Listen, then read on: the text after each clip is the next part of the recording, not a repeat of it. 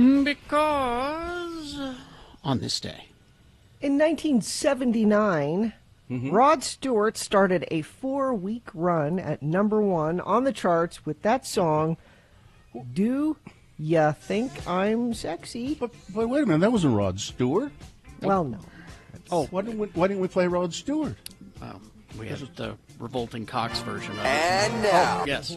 Go ahead. And now, ladies and gentlemen, it's Farting Around with Radio from Hell on X96. It says here, we got Rod Stewart there in the background a little bit. Yeah. Let's hear that. This is Rod's version. Yeah. The one that went to #1 for 4 weeks in a row. It's a pretty good song, really, I think. I have grown to really love his voice over the years, and I don't know why. Because it's a good voice. I guess, and he's always solid, and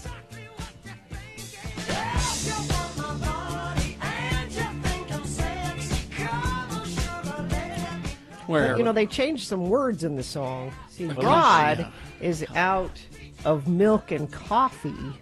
Revco is out of KY jelly. they're toast lovers. Things. They're toast lovers.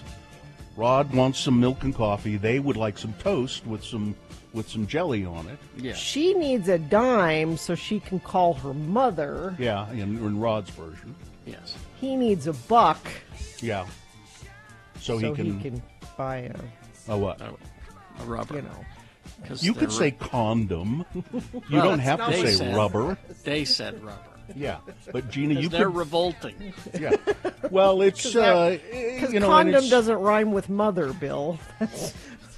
Well, but Gina, there are a lot of things you won't say, and we have to say them for you. Yeah, you did that yesterday. I did, didn't I? Thank you. Yeah. Give me a dime so I can call my mom? Condom? Mom? Mom? That would rhyme.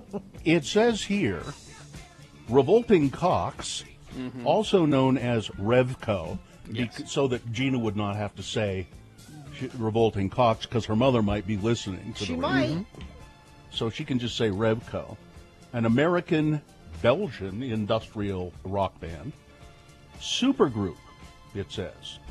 That began as a musical side project for Richard 23 of Front 242, Luke Van Acker, and Al Jorgensen of Ministry. I They knew put Al was together. in it. I didn't Yeah. know the other. Yeah, Front 242. So it's a super group.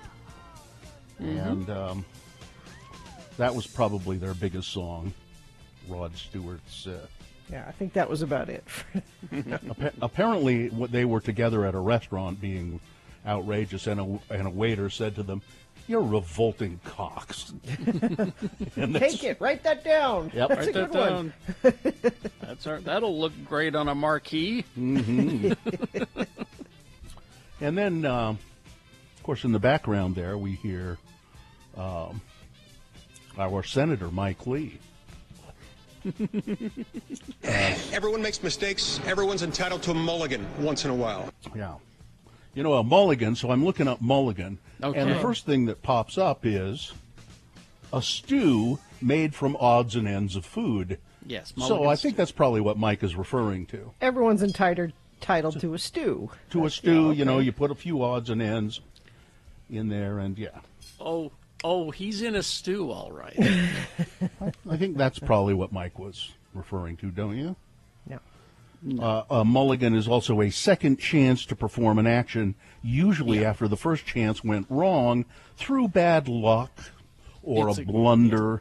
Its best known meaning is, of course, in golf. I was going to say, Orange 45 is infinitely familiar with the term mulligan because that's his entire golfing career. But so you wonder, why would they call a second chance a mulligan? Where did that come from? It says it's, according to the story, a golfer named Mulligan, his last name was Mulligan, he kept replaying shots. And everybody would, he didn't like his first golf shot, and he'd go, "I'm going to do that again." And according to the story, That he one called didn't it. count. That was a practice shot. He called it a correction shot.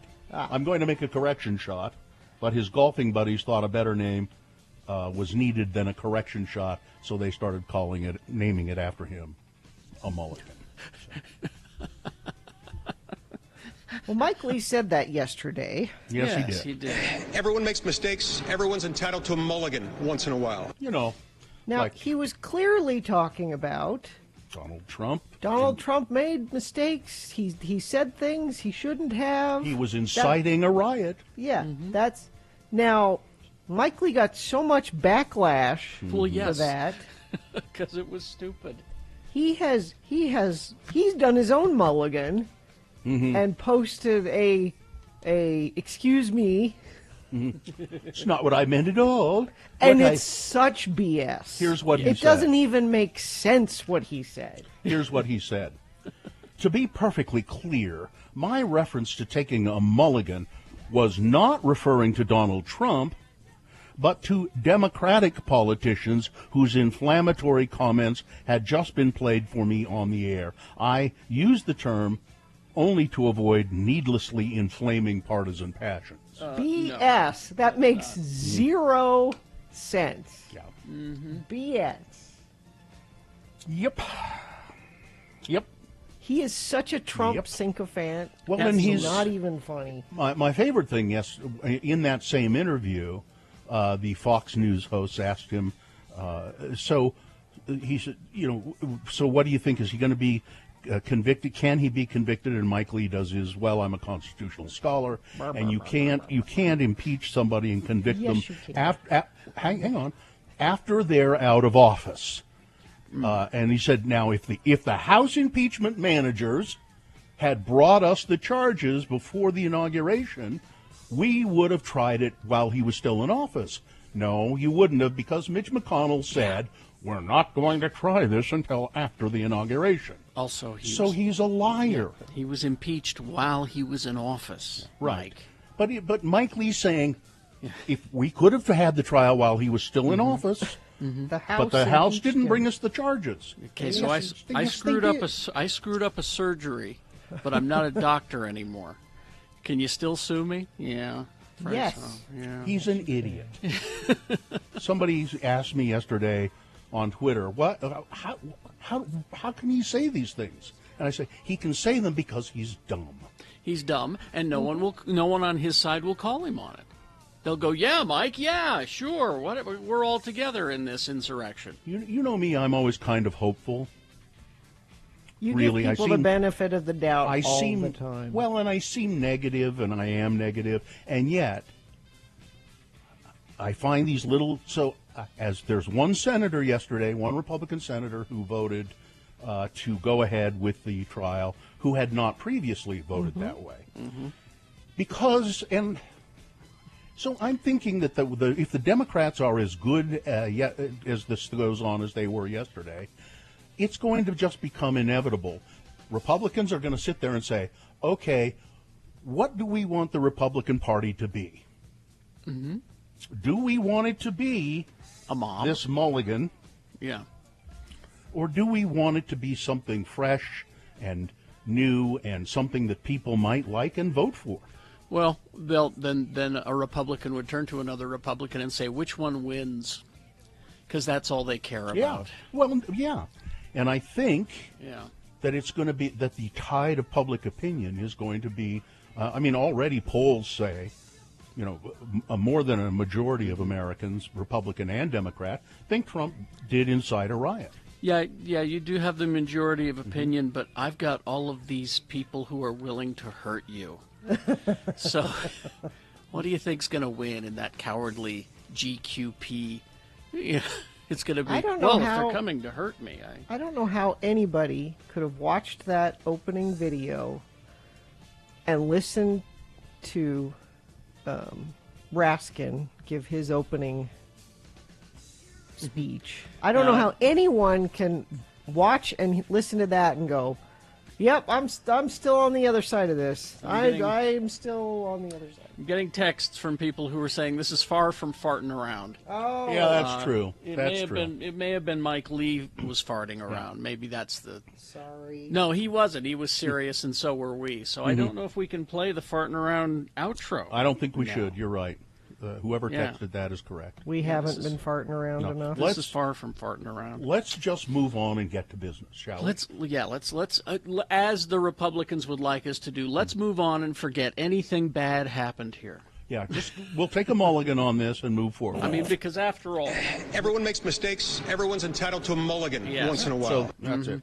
All right, so let's just get to the opening of the show where we take your check-ins at 877-602-9696. Please join us for just a moment on the show. Say hi, say what you're going to be doing today, how you feel about what's going on, what you hope will happen. Are you excited about something? Are you going to do something nice for Valentine's Day? 877-602-9696. That's the number. Call and check in with us when we come back and officially begin the program. Hoops Vision Correction, HOOPES Vision.com. You know, Valentine's Day, this would be a good gift. Yeah, but I don't know. Maybe it's time to give up. No, I don't mean. No, that's not what I mean. What I mean is time to give up your glasses or your contact lenses. Oh, I see. Okay. Yeah, like you've done, Carrie, and I've done. Yeah, I do not miss you'd think the glasses would be easier than the contacts, but glasses are just as big of a They hassle. fog up in the winter, and it's just terrible. So call Hoops Vision and do what we've done and get the LASIK procedure or the PRK, if that's what you need, from just these surgeons at Hoops Vision are peerless. They are just great at what they do. And right now, 0% financing and $800 off LASIK or PRK. Good Valentine's Day gift, as Carrie was saying. Call Hoops Vision today, 877-30-LASIK. That's 877-30-LASIK, or go to hoopsvision.com. X96.com/live is where you can see us broadcasting live from our homes. Proof of life right there. I just realized it's where you can see me grimacing. Yeah. Why so grimacing, Bill? Yeah, for 19 weeks, yeah. Well, really, just today, just the last half hour or so, I never get headaches. I don't ever get a headache. It's something that never has been a problem with me. And I've got a headache. I don't. Is it this big? Does it have Excedrin written all over it? It's not huge, but because I never get a headache, it's like just almost unbearable. And yet I realize it's not very bad. But it's just like, oh my God. How much water are you drinking? Yeah, drinking enough water? Probably not. That's a big one. I've been getting headaches recently because I'm not drinking enough water. Jeez. That's Carrie's not here to bubbly help. water. That's not Carrie. That's Dr. Nick. I have a pill that will help you, Bill. Yeah, unfortunately, the pills that would help me are downstairs. Oh, well, okay. Gina, what were you playing with? What did you have? Well, just so school. It starts for Jonesy tomorrow, actually. So Friday? Yeah, well, it's orientation day. So, okay. And it's for all intents. That's where that orientation day is where they tell them which direction to face. To orient yourself, right? Yeah. So it is upon us, and Muhammad starts next week, and I had ordered some of Muhammad's uniform from Land's End, and so I was getting it out of the box yesterday and getting ready to wash some of those clothes so they can be ready for Monday. And I'm pulling all the papers out of the box. At the bottom of the box, there's this card, and it says, I'm showing you at x96.com/live. It says a special gift for customers of Land's End, a $100 wine voucher. Well. Delivery included, it says. Well, you have to remember, Land's End is a land where grown-ups live. So. That's what I was going to say. It's something called nakedwines.com. And I went there, and it's like a wine of the month club. You can buy cases of wine there, and I have to claim this within 30 days to get my $100 worth of wine. Does it have states that are excluded on it? Well, of course Utah's excluded. Well, I think there might be a way you can do it. No, there's no. You sure? You can't ship wine. You can't ship wine. You can to the liquor store. Yeah, how does that work now? Because I think there might be a way you can have it shipped to the liquor store. Because Pro Flowers did the same thing. They would send, thank you for your purchase, and here's, X amount of dollars at a wine store, and I could never use them. I'd send them to Drew in California, and he used them. Yeah. Well, I posted this on Twitter, so probably somebody has stolen my codes already. I would love to know if somebody got that and is getting their $100 worth of wine. But Land's End knows what parents need when they're getting ready for school this year, and I think $100 worth of wine is a great school supply to supply for parents. You said it. You said it's upon us. I think you said Catholic school is upon us. Is that's a Catholic holiday I'm not familiar with? What is the Catholic Saint holiday upon of upon us. us? Saint upon us. What is the that? patron saint of quarantines is Saint upon Catholics! us. Yeah, so what's here? It's happening. It's school. We're doing school. Okay. Now, I have never ordered a case of anything from the liquor store. Never done that. And Sue told me that I should order a couple of cases of those sparkling wines in the can that Jimmy had for us last week. And so I just went, can I do that online, or do I need to go down there? I've never done that before. I don't know for sure, but I know you can do it. Yeah. You probably need to go down there. I think you have to go there. And see, or you might be able to online, because they could verify your they could verify your information online. Yeah, it sounds like a question for Jimmy the wine guy next time we have him on. Well, I can't wait that long, can I? I need to drink now. The weekend is coming, Gina. And unfortunately, there's no other way to contact Jimmy other than just when he's on our show. I know, right? Yeah. Damnedest thing. All right.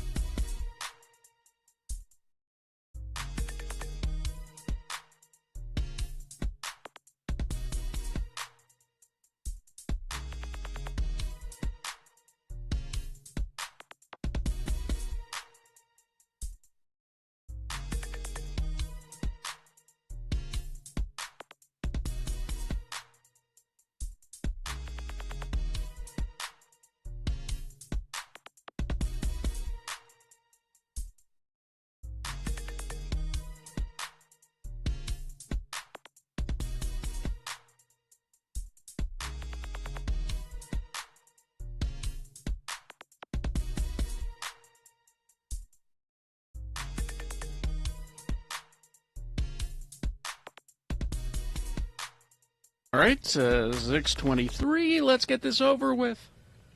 Yes, indeed. Let's get it over with. We'll get the show started here. 877-602-9696 is the number you used to call in and check in with the Radio from Hell show. I was hoping to hear a little Biden there, or I mean a little Mike Lee there. Just a little Mike Lee, Just a right? little? Yeah, just a little Mike Lee. Everyone makes mistakes. Everyone's entitled to a mulligan once in a while. There you go. So call us, check in. You won't. If you make a mistake, it's okay. You can take a mulligan. But let's officially begin the program, shall we, Gina? Be prepared for your day. Watch 2 News this morning on KUTV2 from 4:30 to 7 a.m. The moon is just about gone. It's a new moon. Let's see, tomorrow, I believe it is officially a new moon. The moon will rise today, not that you'll be able to see it, at 7:09 a.m. Today, of course, being, it's Wednesday. It's the 10th day of February, in the year of our Lord Jesus Christ, 2021. It's day 317 of our pandemic broadcast, wherein we have been stuck in our homes doing this radio show. And if you don't like what you hear, remember, everyone makes mistakes. Everyone deserves a mulligan now and again. This is the mistake-prone Radio from Hell show, starring the Lords of Morning Radio, Kerry Jackson, Bill Allred, and Gina Barberi. Katie for short is the producer of the show. There she is in the studio in downtown Salt Lake. And I believe Skip and Miriam are helping out in the producer's booth as well. Today is day 10 of Black History Month. And on this day in 1927, Leontyne Price became, she was an internationally acclaimed opera singer and a black woman. Mm-hmm. And she was born on this day in 1927 in Mississippi. On this day in 1964, after 12 days of debate and 125 amendments, the U.S. House of Representatives passed the Civil Rights Act of 1964. It was by a vote of 290 to 130 racists. And it's also Umbrella Day today. Umbrella Day? National. Or in England, it's Bumbershoot Day. Oh, okay. I thought it was about that song. No, so, remember, just check and see where always know where your umbrella is. Oh, okay. See, that was my mistake, but Everyone makes mistakes. Everyone's entitled to a mulligan once in a while. All right. Let's see. Now, we do have someone on the phone, and I neglected to pay attention, Katie. I'm sorry. Marcus is on the phone. Hello, Marcus. Hi, Marcus. Hey, how's it going? Let's get you checked in here. There we go. What's up, Marcus? Thanks for checking in. Do you have any bags that we need to take to your room, or are you okay? No, I'm good, man. Just bugging up to work today. Just figured I'd call shoot the breeze with you guys. How's life? Pretty good. What do you do? Where are you going to work? Yeah. I'm going to Park City, so that's always a blast. You work on the slopes up there? Yeah, we're building a building out there called Pendry, brand new, so we're building her up. Oh, cool. Good. What's your specialty, Marcus? Electrician. Ah. That's hard. It's not that bad. Yeah. Just don't touch that wire. It's easy. Just don't touch that wire. All right, Marcus. Well, thanks for checking in with us. Keep your eyes on the road and have a great day, okay? Thanks, Marcus. Hey, appreciate it. You guys too. Bye. Yep. Peace Bye-bye. out. Let's see. Checking in. Ron the Carpenter checking in. Teacher Emily checking in. My Valentine's tradition is a pint of ice cream and watching John Wick. Ooh. Well, You have a I'm going to watch those. Keanu Reeves is your Valentine. I approve of that. I need to watch some brainless stuff yesterday. I was homework watching yesterday, and I just got really depressed. Watch that, Carrie, on Amazon Prime. Watch that, the 50 worst movies of all time. I need something stupid like that. It's really, it's poorly done, and yet it's entertaining. I don't want anyone to get me wrong. My homework watching, it's important, because it's important that I continue to learn. But it was just depressing as hell. It was the James Baldwin documentary. It was. Oh, yeah. It's important to learn those things, but it's just depressing as hell. I watched the Britney one yesterday. We can talk about later. Oh, good. I want to hear about that. Gina, okay. Wait a minute. Did you get Hulu? I did the free trial. I'm just doing the free trial. I'm not committing. Oh, but although I'll probably forget to yes, you will cancel it. I was going they to watch certainly it today. won't remind me. No, I was going to watch it today. Gina, there's a show on there that you will genuinely love. What's that? That Pen 15 show. Oh. Because it's about growing up as an awkward girl. Oh, and the Andy Samberg movie too. What's that called? Palm Springs. Palm Springs. That's Yeah, also you'll like Okay, that. well, I'll give it a try with some other things. Go watch Pen 15. You'll thank me later. And here's a good question because we're talking about Mulligan. Where did the golf term "four" come from? Yelling When you hit the four. ball and it's headed towards somebody, and you're supposed to warn them by yelling "four." FORE is what you're yelling. Yeah, and Not I'm wondering FOR. What's the origin of that? So I think it's just It's like used. I looked it up. Okay. It's a Scottish interjection. Yes. it's where golf was invented, by the way, in Scotland. Of course, they call it golf instead of golf, like we do. Let's see. Caddies often warned about oncoming golf balls by shouting the term of "four caddy," which was eventually shortened to just "four." Just means, Four caddy? Look out! Look out, caddy! "Four" just means look out. It Yeah. still doesn't. Before it hits you. Okay. Before. I don't. Hey, I don't caddy. play. I don't play enough golf to care. Traffic, please, Gina.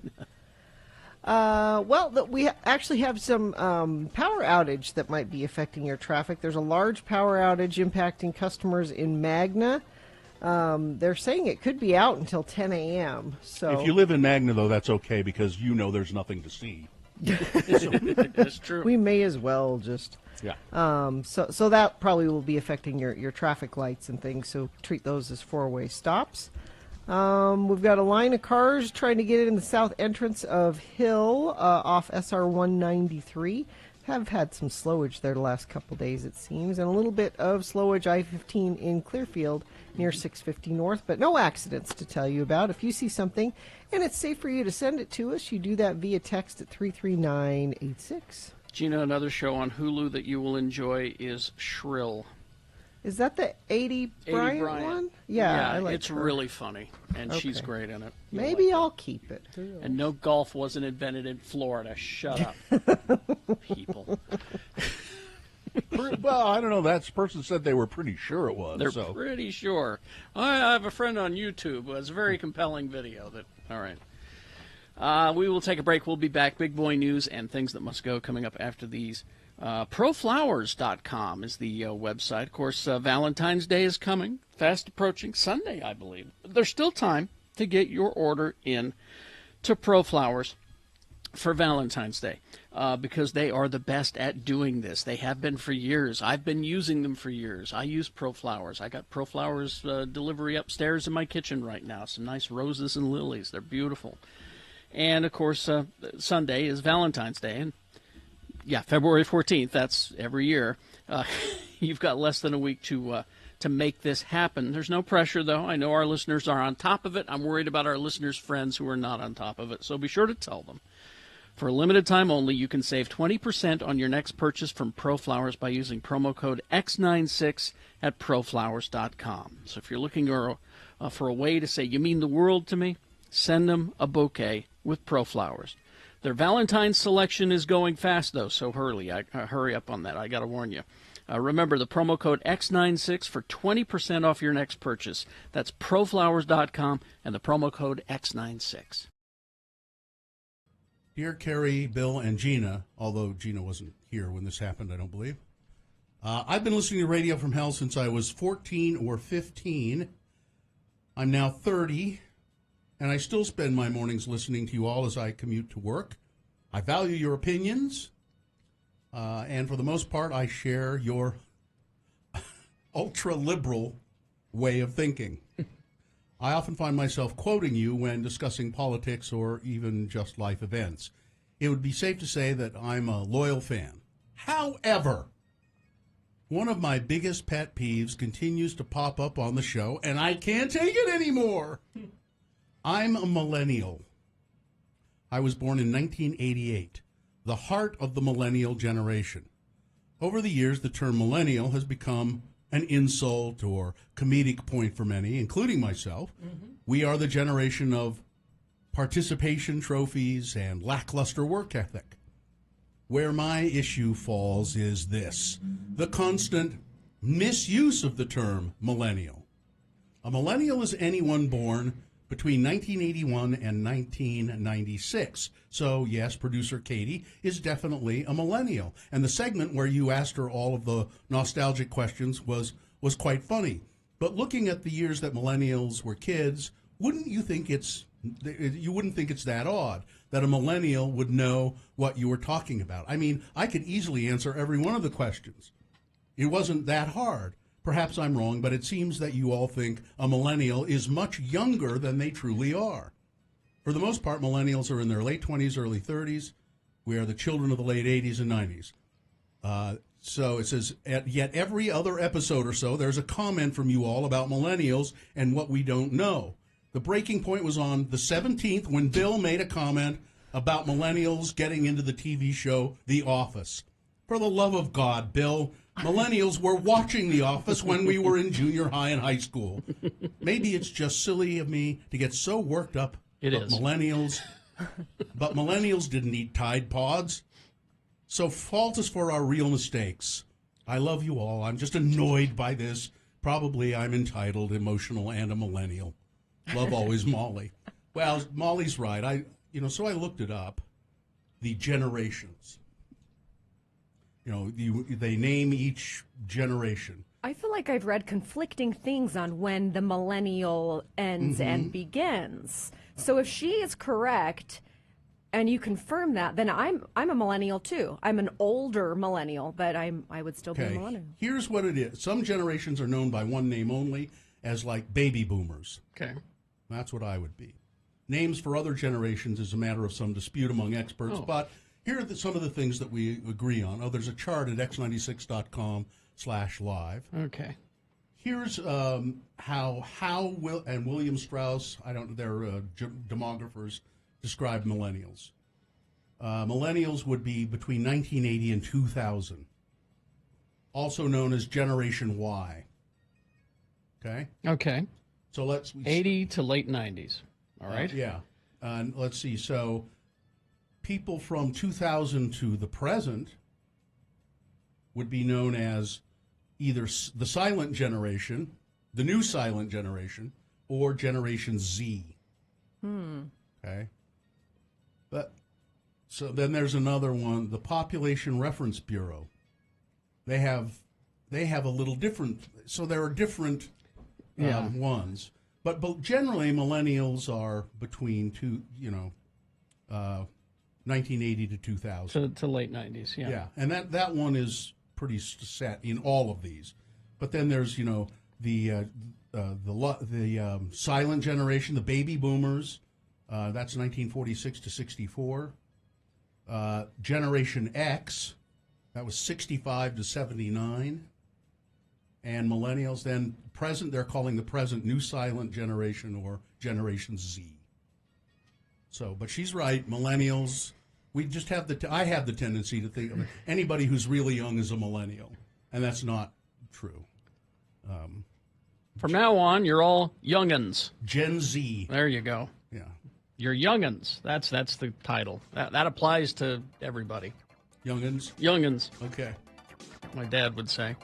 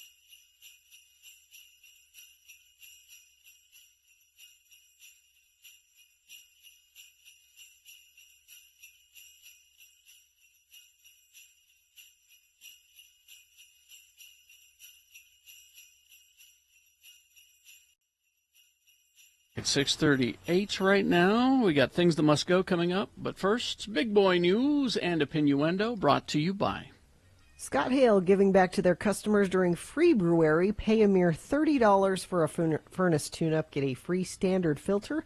Call Scott Hale, 801-264-HALE. All right, news jingle. Everyone makes mistakes. Everyone's entitled to a mulligan once in a while. See, and I didn't have the news jingle. No, ready. please play, Carrie. I play that coming into every break because it absolves us of any mistakes that we might make. Okay. In that break, I think. Well, there we go. Don't you? I didn't get my news jingle out because everybody deserves a mulligan. Do you have it now? Okay. There you go. There you go. Let's see. I was reading this morning, and I didn't read the whole story, but the headline caught my eye. Rush Limbaugh is ailing. Yes. And when he goes, which he will soon, and he's said as much on the air that he's dying, and he's been very ill for quite some time. He intends to continue doing the show as long as he can. He that's his life. But once he's gone, what happens to talk radio? Because there will be a huge hole there. Yeah. Is he grooming someone to take his place? Does he have an apprentice? No, Mr. Snerdley, I thought. The audiences for talk radio have been shrinking. They've been aging out. Mm-hmm. People are going to podcasting and all kinds of other things, and Rush's show is kind of an anomaly now. And once he's gone, people are saying maybe talk radio is going to go into kind of like this hibernative state. Now, it won't go away, obviously. Well, I was hoping that they're right, actually. But yeah, because if anything needs to go away, it's right-wing talk radio. I think I've never really been able to completely understand how it became so dominant, particularly the ultra-conservative talk radio. Liberal talk radio, they tried it, Air America, of course, the famous failure for liberal talk radio. But I'm not sure why it became so ascendant, other than they spoke slowly and they didn't use big words. Well, they were saying the things out loud that the people listening were hearing in their heads, and so they got the confirmation. Then they played on their fears, which made them the only person who can save you is me. I mean, and it bears repeating, Rush Limbaugh is a good broadcaster. Oh yeah, he's very talented. He is talented. He's not dumb.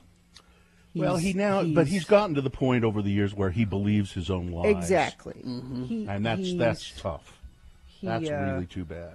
But he did not start out as a right-wing talk show host. He started out as a DJ. A lot of them did not. Rush started out as just a guy like us. Glenn Beck did a morning show.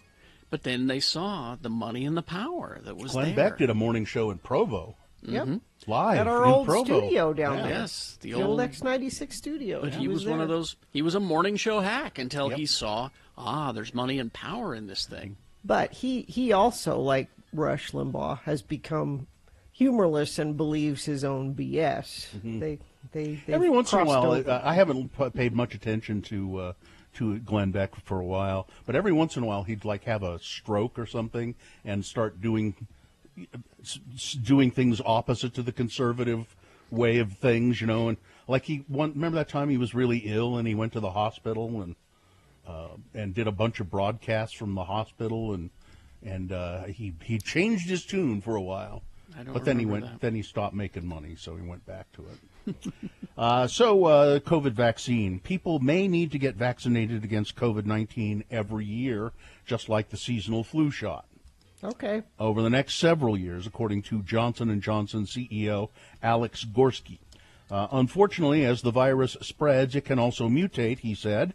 If that happens, we're going to have to figure out how to slightly alter the vaccines every year, and people should re-up them.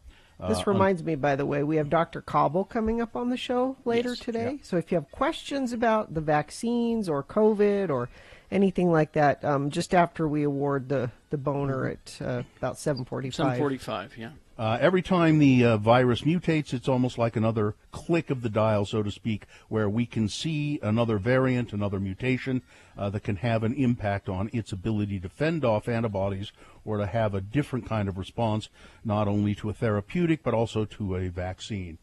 And if it's like the flu vaccine, boy, less than 70% of Americans get a flu shot every year, I think.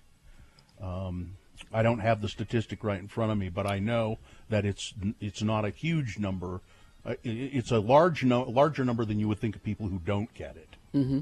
Ben Winslow tweeted out some numbers last night about the flu specifically here last night, saying that flu numbers are down significantly because they suspect face masks and hand washing. Mm-hmm. And probably, I'll bet more people got flu shots this year than normally. About 45% of Americans on average get the flu shot. Oh, it's that low. Get the flu shot, 45%? It's that low. Yeah. That's amazing. Mike Lee, our senator. Oh, boy. He was giving an interview on Fox yesterday. Of course. An outspoken critic of federal interference in state and local affairs. He's leading an effort to block Washington, D.C. from allowing children as young as 11 years old to get vaccines without their parents' knowledge. They're going to walk to the vaccines? The D.C. Is this really a problem? The D.C. City Council passed such legislation amid a controversy about whether youth should be able to obtain government-recommended vaccines that their parents object to on religious grounds. This has been in the news before, I remember several years ago, such as a vaccine to prevent the human papilloma. That's what it was. Papillomavirus. Which you're supposed to get.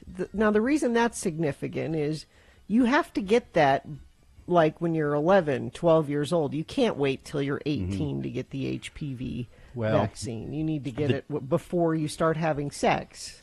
The D.C. government's vaccination bill is a threat to district children, their families, and the entire community, Mike Lee said. Young children do not know their medical histories, potential allergies, or process adult judgment, which is the whole point of having parents make health care decisions on behalf of their kids. But apparently there have been cases where there are kids who are 11 who say, I think I'm supposed to get this, and their parents say, oh, no. And so the kids have tried to go get it on their own, or it's been offered them in youth groups perhaps, or it's been offered to them, and some kids have gotten it without their parents' permission because they're smarter than their parents. Yes. But Mike Lee wants to make sure if you are 11 years old and you're smarter than your parents, don't let them know. Mm-hmm. Everyone makes mistakes. Everyone's entitled to a mulligan once in a while. But see, Corey's making the point that I was going to make, and that is Mike Lee doesn't do anything that benefits more than 12 people. I mean, that's that's what this law is. It's maybe 12 people it affects. Yeah, this is not this is another problem that is not a problem. It's like the gun and the jacket thing. This is not a problem. Well, even more than that, Mike Lee needs to keep his nose out of what Washington, D.C. government wants to do. So Washington, D.C. wants to say that kids can get these vaccines without their parents' consent. That they and Mike Lee is sticking his nose into it, saying, "Oh no, we can't allow that." Yeah, it's not you. Now I know that Washington, D.C. senators, they do stick their nose into it all the time, and this is why Washington, D.C. needs to be a city and not the weird state. Or a state, I mean, not the weird whatever it is right now that can be pushed around by the Congress. But Mike Lee's all about small government until it's things like this. You know? A bill that would prohibit people from protesting outside of private homes here in Utah has advanced in the legislature. Last fall, of course, anti-mask protesters picketed outside the private homes of state epidemiologist Angela Dunn and someone else. Spencer Cox's place down in Fairview. Yeah. It's scary and wrong that somebody would feel comfortable sharing my personal information, Dr. Dunn said at a press conference after the demonstration. It's taken a really big toll on my family and on myself. Former Governor Gary Herbert's private home in Orem was also targeted. That's right, I remember that. So this bill going through the legislature would make it illegal or would prohibit that kind of stuff. Weather, traffic. Today it will be very spring-like again, high of 50 and partly sunny. Our next chance of rain/snow will be tonight into tomorrow. It looks like about a 30% chance there. Better chance this weekend, though, it looks like. Mm-hmm. Traffic, just want to remind you, there is a large power outage impacting customers in Magna. The cause is under investigation. Crews have been dispatched and estimating power to be restored not till about 10 o'clock, it looks like. So that will affect you getting up and getting ready for work and school and your traffic. If you encounter some traffic lights that are out, please treat them as a four-way stop. No accidents to report so far this morning, unless you have one to report, and you report that by being safe, not texting and driving, and then sending that in to us at 33986, and I will pass it along. Now at Strong Volkswagen, get thousands off MSRP, strongvw.com. All right. Things that must go, brought to you by Scott Hale is giving back to their customers during Free Brewery. Free. Follow Scott Hale on Facebook, Instagram, and be the first for new Free Brewery offers. Things that must go on the radio from Hale Show. These are things that are bugging you, friends of the program. Things that you must have stop. So you can't stand it anymore. You put them in an email and you send them to us, radiofromhell@x96.com. You put must go in the subject line. If we read it on the air, maybe, just maybe, it will soothe your soul, and maybe, those things will disappear from your life. Carrie? Okay, I'll start. I know that social media is there to help you exorcise your demons, so you can yell out you're frustrated about things, and I get that. But it's not as good as must go. Not nearly, no. And I do. I understand that, but there was an inordinate amount of people complaining about Phoebe Bridgers breaking her guitar on Saturday Night Live. I mean, more than there should have been, really. And I can't help but think... You know why? Because she's a girl. Because she's a girl. Yeah, that was going to be my point. Because I see rock stars doing stupid things all the time, dressing stupidly, saying stupid things, and I've not seen the outrage like I did with this one. And all I can figure is that how dare a girl smash a guitar? That's what it is. Guys have smashed guitars all the time. Nobody ever says anything about it. I don't understand what the outrage was about. Plenty of things to get angry about, but her smashing a guitar on Saturday Night Live seems silly. Let's see this one, and I want to know. But it says, "Please don't use my name, but I need to know what this person does for a living." Because listen to this. Here are my things that must go. My bosses pushing for us to write to senators about bills they don't agree with. Whether I agree or not, it makes me uncomfortable talking about anything political in the workplace. It's illegal. It's illegal. It is illegal, isn't it? Yeah. So I'm curious as to what this person does for a living and what the bills are. So, go ahead and email us anonymously and let us know. Why not? Let's see. Also, people leaving shopping carts in the aisle and then walking back and forth to it with an armful of groceries. It has wheels for a reason. That's illegal, That's illegal. Tell us what store that's happening at. And finally, this person, foggy glasses. Oh, yeah. Well, we've told you how to fix that. Yeah. And speaking of advertisers, my second things that must go also is don't use my name. But all they do is complain about commercials. The people that pay our bills. So I'm not exactly going to throw that on the air. Sorry. We're grateful for the commercials. We are. We're grateful for that. So thank you. Who's next? I'll go next. My own here. People, Republicans who treat Ronald Reagan like he's a saint. Must go. Yes. I'm telling you, Ronald Reagan ignored the AIDS crisis for years, and thousands of people died because of it. Ronald Reagan cut funding for mental health, and hundreds, thousands of people who are mentally ill were released on the streets because there was no place for them to go. Ronald Reagan, by the way, raised taxes twice. Mm-hmm. He raised taxes twice. And then there's that whole Iran-Contra thing. Ronald Reagan, you stupid Republicans, was no saint. Saint Reagan. Not a saint in the slightest. Nope. Greetings to you, lords. Thank you for letting me listen. Geek Show says, hey, leave the bottle, etc., etc. Feel free to use my name. Here are a couple of quickies that must go. People walking into a store and suddenly stopping about 2 to 3 steps inside the doorway, causing me to nearly rear-end them, so to speak.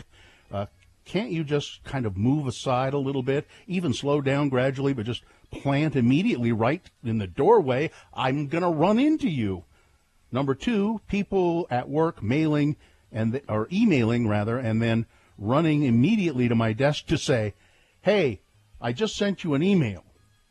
I honestly haven't even had a chance to see it yet. Sometimes they literally beat the email to my desk, and then they proceed to read it out loud to me over my shoulder.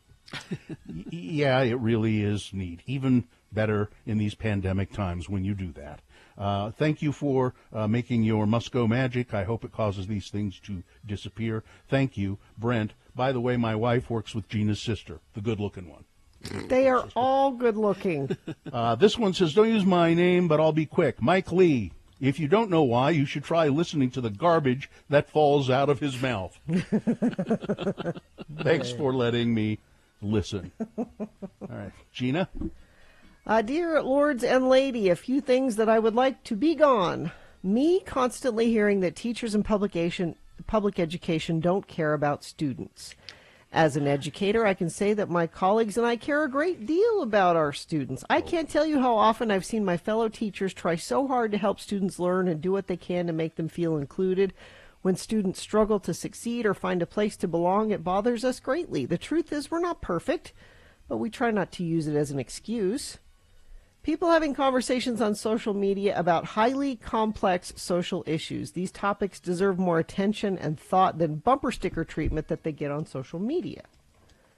People not understanding trail etiquette must go. Yeah. You can walk single file with your friends, and you should only be on the left side of the trail to pass. It's just like driving on a 2-lane highway.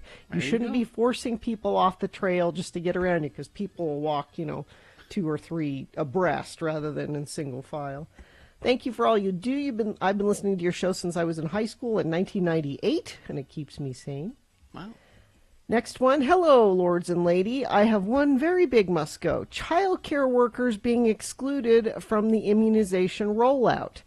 We've been considered essential workers for doctors, nurses, children working on the front lines from the beginning of COVID have been exposed to COVID numerous times during the pandemic. We still show up every day, provide quality care to these children with a smile on our faces. We're shocked to see K-12 teachers included in the immunization rollout, but child care workers nowhere to be found. Yeah, that doesn't make any sense. No. They should have that. Please, anyone who feels that child care workers should be a priority on the immunization rollout, reach out to Governor Cox's office and let him know. And she gives the phone number, 801-538-1000, or go to governor.utah.gov to send a message. This is a must-go that's trying to help herself with information. That's helpful. That is. Thank you. Things that must go on the radio. Traffic, please. A friend of the program says, not an accident, but police have someone pulled over on an exit of 201 to Redwood, backing up traffic onto the 201. Thank you, that's helpful. Signal problem, State Street 9th West in American Fork. Treat that as a 4-way stop, and while you're treating things as a 4-way stop, just be aware that there's a large power outage impacting customers in Magna.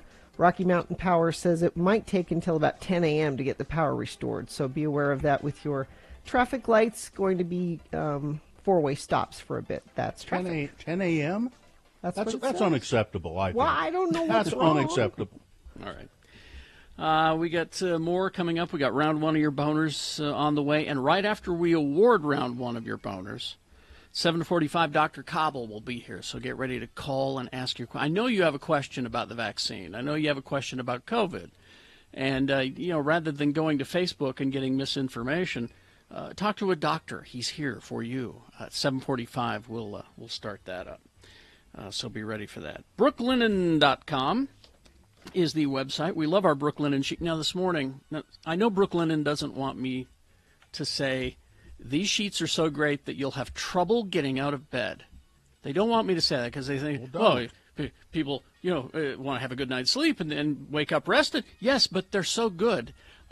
I didn't want to get out of bed. That's how much I love my Brooklinen sheets. Boy, this morning was really difficult. Go to brooklinen.com. Use the promo code X96. That's X96, like the radio station, to get $25 off when you spend $100 or more, plus free shipping. And honestly, they don't mention Valentine's Day, Vic and Richie, but I think it'd be a great place to get a Valentine's gift for whoever in your life, because it's not just sheets, it's all kinds of things for your home, throughout your home, comforters, pillows, towels, loungewear, all that good stuff. So go to brooklinen.com, enter the promo code X96 to get $25 off when you spend $100 or more, plus free shipping. Magic words, free shipping. brooklinen.com, use promo code X96 at checkout. It is the 23rd century. Humans have left the lowly confines of planet Earth and have sought their destiny among the stars. While many things have changed, one constant remains: the need for young men to venture forth and do the work of the Lord. This is the tale of two such men who at the age of 19 have answered the call of their general authorities and are embarking on a 2-year mission to spread the gospel throughout the galaxy. This is the story of Space Elders! Today, we join our elders as they are about to encounter the Borg for the second time. Man, these Borg ships sure are sparsely decorated and poorly lit. Well, I sure hope we get to spend more time with the Borg this time. I mean, last time we didn't even get to the first discussion. I am 5 of 7. I am here to show you the way. Hey, that's why we're here, too. Hello, Mr. 5 of 7. We met your cousin 3 of 7 last time. I'm Elder Christiansen, and this is Elder Jensen. Hi. We represent the Church of Jesus Christ of Latter-day Saints. You know. The Mormons. Oh. Yes, your exploits are known throughout the collective. Hey, Lehigh, we're famous, huh? All Borg are one. Whatever one experiences becomes available to all. Well, that would speed up fast and testimony meetings. Say, where are you taking us? To her chambers. She is expecting you. I don't like the sound of that. Welcome, elders. I have been anticipating your arrival. Hi, ma'am. I'm Lehigh, and he's Butch. Hi.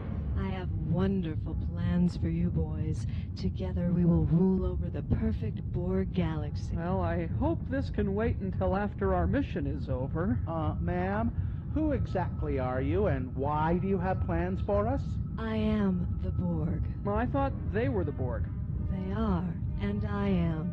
And once we assimilate you two, you will be Borg as well. Oh, I get it. He's a Borg, she's a Borg. Everywhere a Borg, old MacDonald had a Borg. Knock it off, Butch. Oh. We better come up with a plan quick or we're going to be assimilated. Okay, Ms. Borg, tell you what. I'll give you my new fender flares and the luggage rack off of Lehigh's bike, and we'll just be on our way. You will look cute in black rubber suits, and I have picked out some special prosthetic parts for each of you. Soon you will be my lieutenants, my consorts, my special friends. Together we will assimilate the Federation, then the Romulans, then the Cardassians, and then whoever else we can find. And we will have fun doing it. Hook them to the assimilator. Hey, come on, let us go! Nothing like the assimilation of new young men to make one forget about how Locutus left me without saying goodbye. Something is wrong. The assimilation process has failed.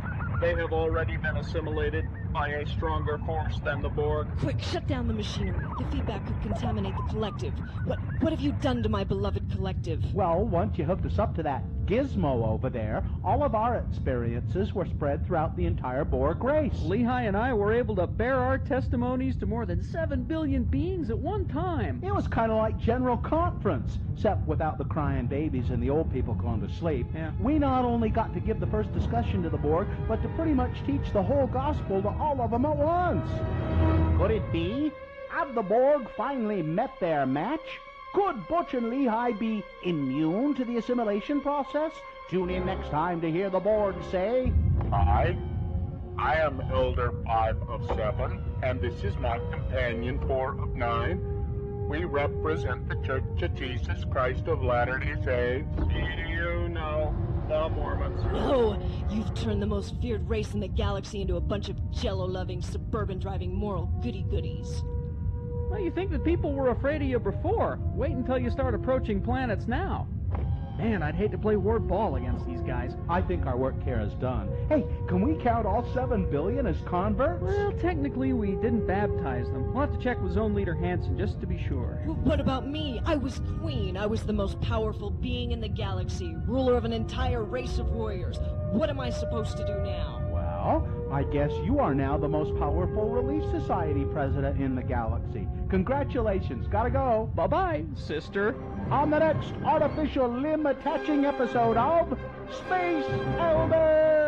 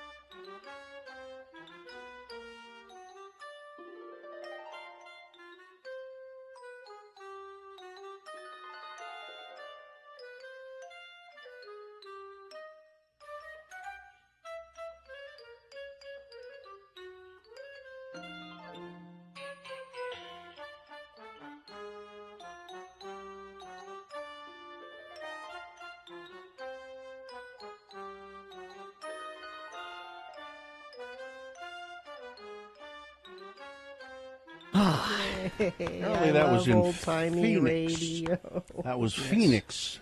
It was a zoo. He was part of a zoo. Glenn Beck and Tim Hattrick, Y95 in Phoenix, and I think that's a TV commercial they did, right?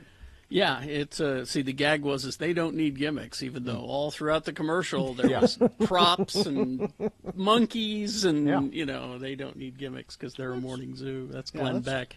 That's not a bad idea back then for a commercial. It was probably, without seeing it, it's probably fairly amusing. Well, I wonder what happened to Tim Hattrick. That's a good question. Yeah. That's a good question. He's probably kicking horse turds down the... Oh, now I'm looking at the commercial? Yeah, I'm looking at it now. See, that was back when Glenn was trying hard to be a wacky morning zoo guy and realized it was easier just to be a right-wing hack. Tim's got quite a porn mustache, doesn't he? Mm-hmm. Here's a headline for you. Radio host takes a chance and loses his life savings. How he's making a comeback. Is that Tim Hattrick? Yeah. Yeah. He lost his life savings? How did he do that? That was just the headline. Let me... That sounds to me like another radio gimmick. I know how. Everyone makes mistakes. Everyone's entitled to a mulligan once in a while. All right. All right. Speaking of radio. Yes. Somebody found this for me.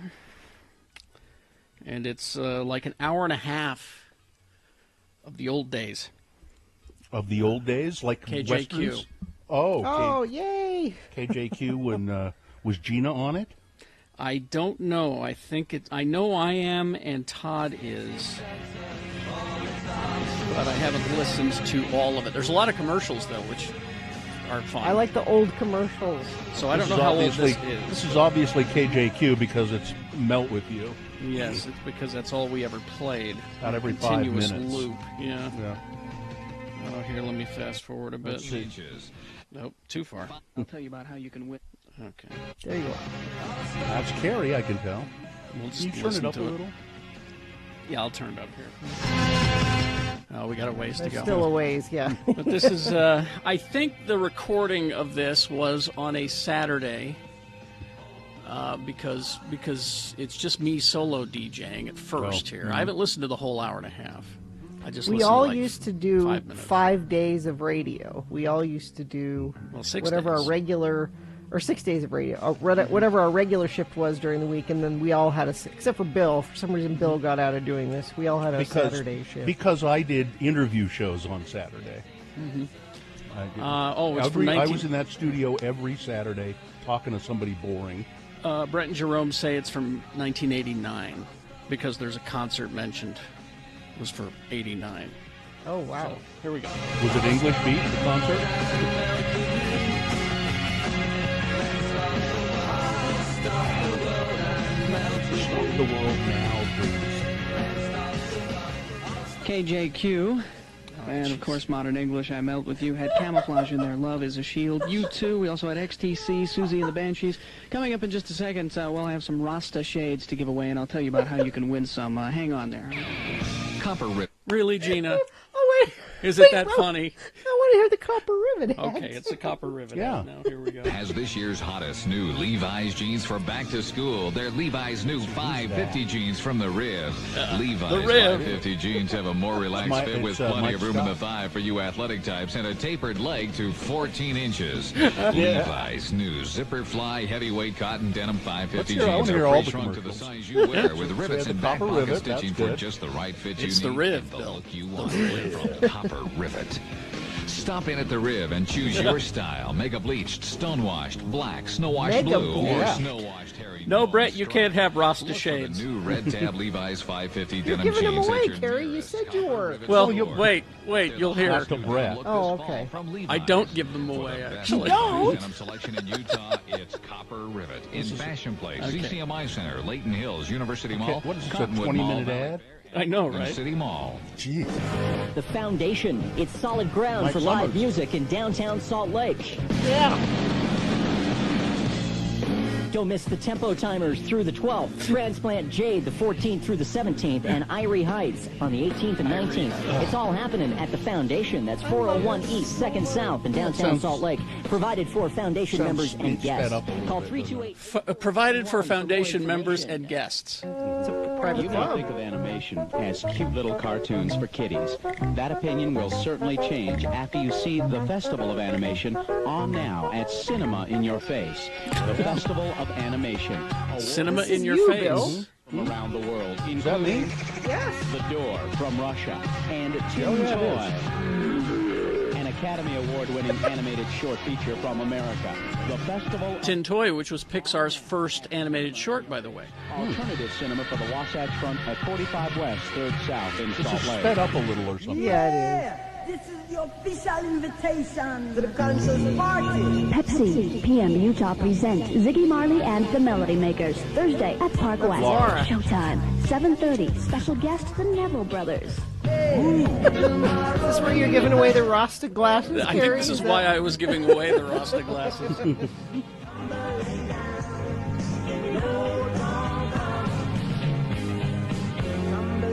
I love this so much.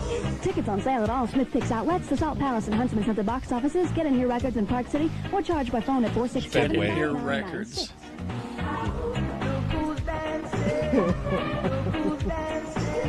Park West, yeah. Yep. No cameras, coolers, or containers, please.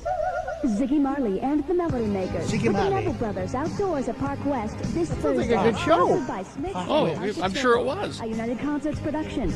Tickets for that show are $17.50 reserved seating, $15.50 general admission, and $2 more the day of the show. I got to remind you about this other show coming up if you're into reggae. KJQ presents the Caribbean All-Stars coming up this evening at Why Z is this Place sped in up so Park much? City. Z Tickets are Place. only $10 at the door. Doors will open at 7 p.m. First 50 people at the show both nights. Well, they played last night, I'm sorry. First 50 people to show up this evening get Yeah. a free pair of Rasta shades. Now, we're also giving away these sunglasses. They're really good looking. They come in all kinds of wild fluorescent colors and everything.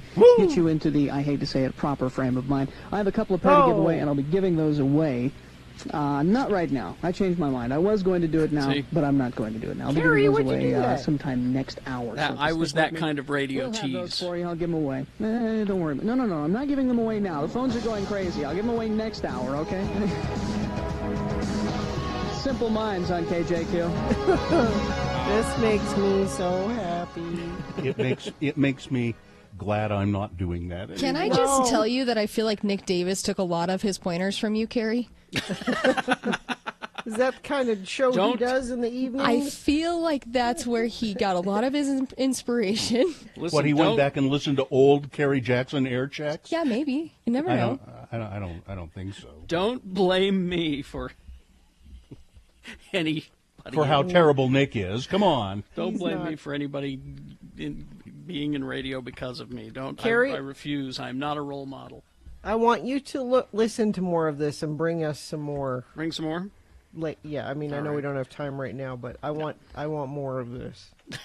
You know, if we were smart, we would just put that on right now and stop it let it every run. once in a while and do the commercials that we're supposed to be doing here. You know. All right. Let's see. Traffic, please, Gina. A friend of the program says car accident at the intersection of 36 West and 47th South, causing some delays. Thank you for sending that in. 33986 is where you do that. I'm looking on the UDOT website, and everything there is looking fairly good. Now, you might see something that doesn't look good, and you're saying, this isn't good, I should tell somebody, and it is safe for me to text it to Radio from Hell at X96. 33986 is where you do that, and I will gladly pass it along. Save up to $190 off Michelin tires. Get free installation this week only with financing options available only at your locally owned and operated Big O Tires, the team you trust. All right, here we go. Boners round one coming up. Here are the candidates you'll be considering. Boner candidate number 1, you bet, buy that music, buy them records. Boner candidate number 2, the kids distracted me into stealing. And boner candidate number 3, you know, Ammon, he's one of ours. Thank you. He is. All right. Contrary to what your schedule may say, Yeah.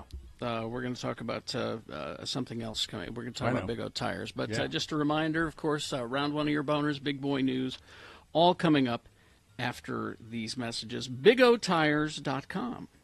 The team you trust, ladies and gentlemen, and why are they the team you trust? Well, they always deal with you fairly and honestly. They have the lowest price on every tire every day. I think they say guaranteed, and they're having a President's Day sale right now. Now through the 8th. So, wait a minute. It's the 15th, excuse me. 15th, The 8th Yeah, through because the it's 15th. President's Day. Yeah. It's President's Day sale. So through the 15th, you can save $190 on a set of Michelin tires, plus free installation. I know people love Michelin tires. Big O Tires, they do all kinds of other things for you as well. They can do fluid changes, oil changes, checkups, check your car over, make sure everything is... Get that winter checkup they have. They that's a do. good thing to get. That's a great thing, and no credit needed financing as well. I know you'll find a Big O Tire store near you because there are like 42 of them, locally owned and operated. Find it by just going to BigOTires.com.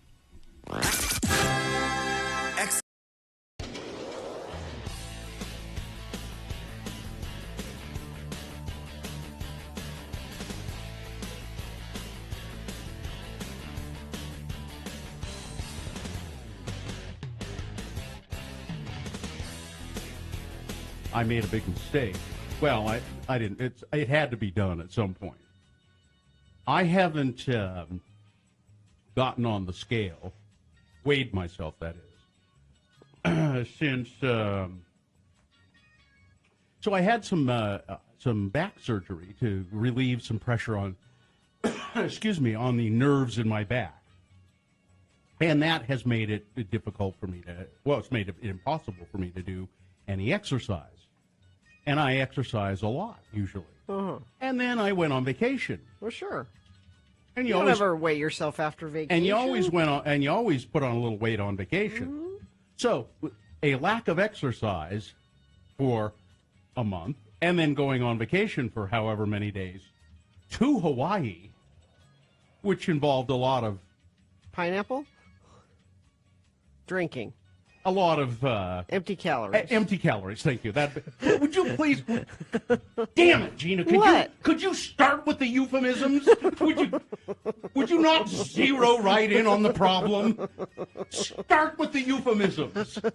I mean, I say, oh, is Aunt Flo here? You know, I don't say what, John the Rag. You having a period? Trying to be funny. Start with the euphemisms, please. Before the reality? Yeah, don't let the reality just don't smack me in the face with it, please. So 10 pounds since the last time I weighed myself. So in a month you've gained 10. I think I'd have to look and see when that surgery You don't was. look like you've gained 10 pounds. Oh, I sure feel like it. And I don't? Really? No? You look fine. You always say that, though. Because I don't know, why does she always say that? Because I don't think it's true. I'm sorry, I was chasing down things that we have to take care of here. I'm, trying to fix the show. That's all. She always says, you look fine. I think it's you say that either because you don't really look at me or at people. Because I look at you, and I wouldn't say that about you. I didn't ask your opinion on how I look I or how didn't. much weight I gained on my vacation. I didn't ask yours either. You just offered it. I didn't ask your opinion. Okay, I won't say you look fine. I start out saying something nice when I get in trouble for that. I don't think I look. I think you can tell I've put on 10 pounds. Can't you, Carrie? Gina, watch and learn. Really? Can you tell that I put on 10 pounds? You hide it well. But you can tell, can't you? No. You can't? No. I also don't look at you very closely. I believe that.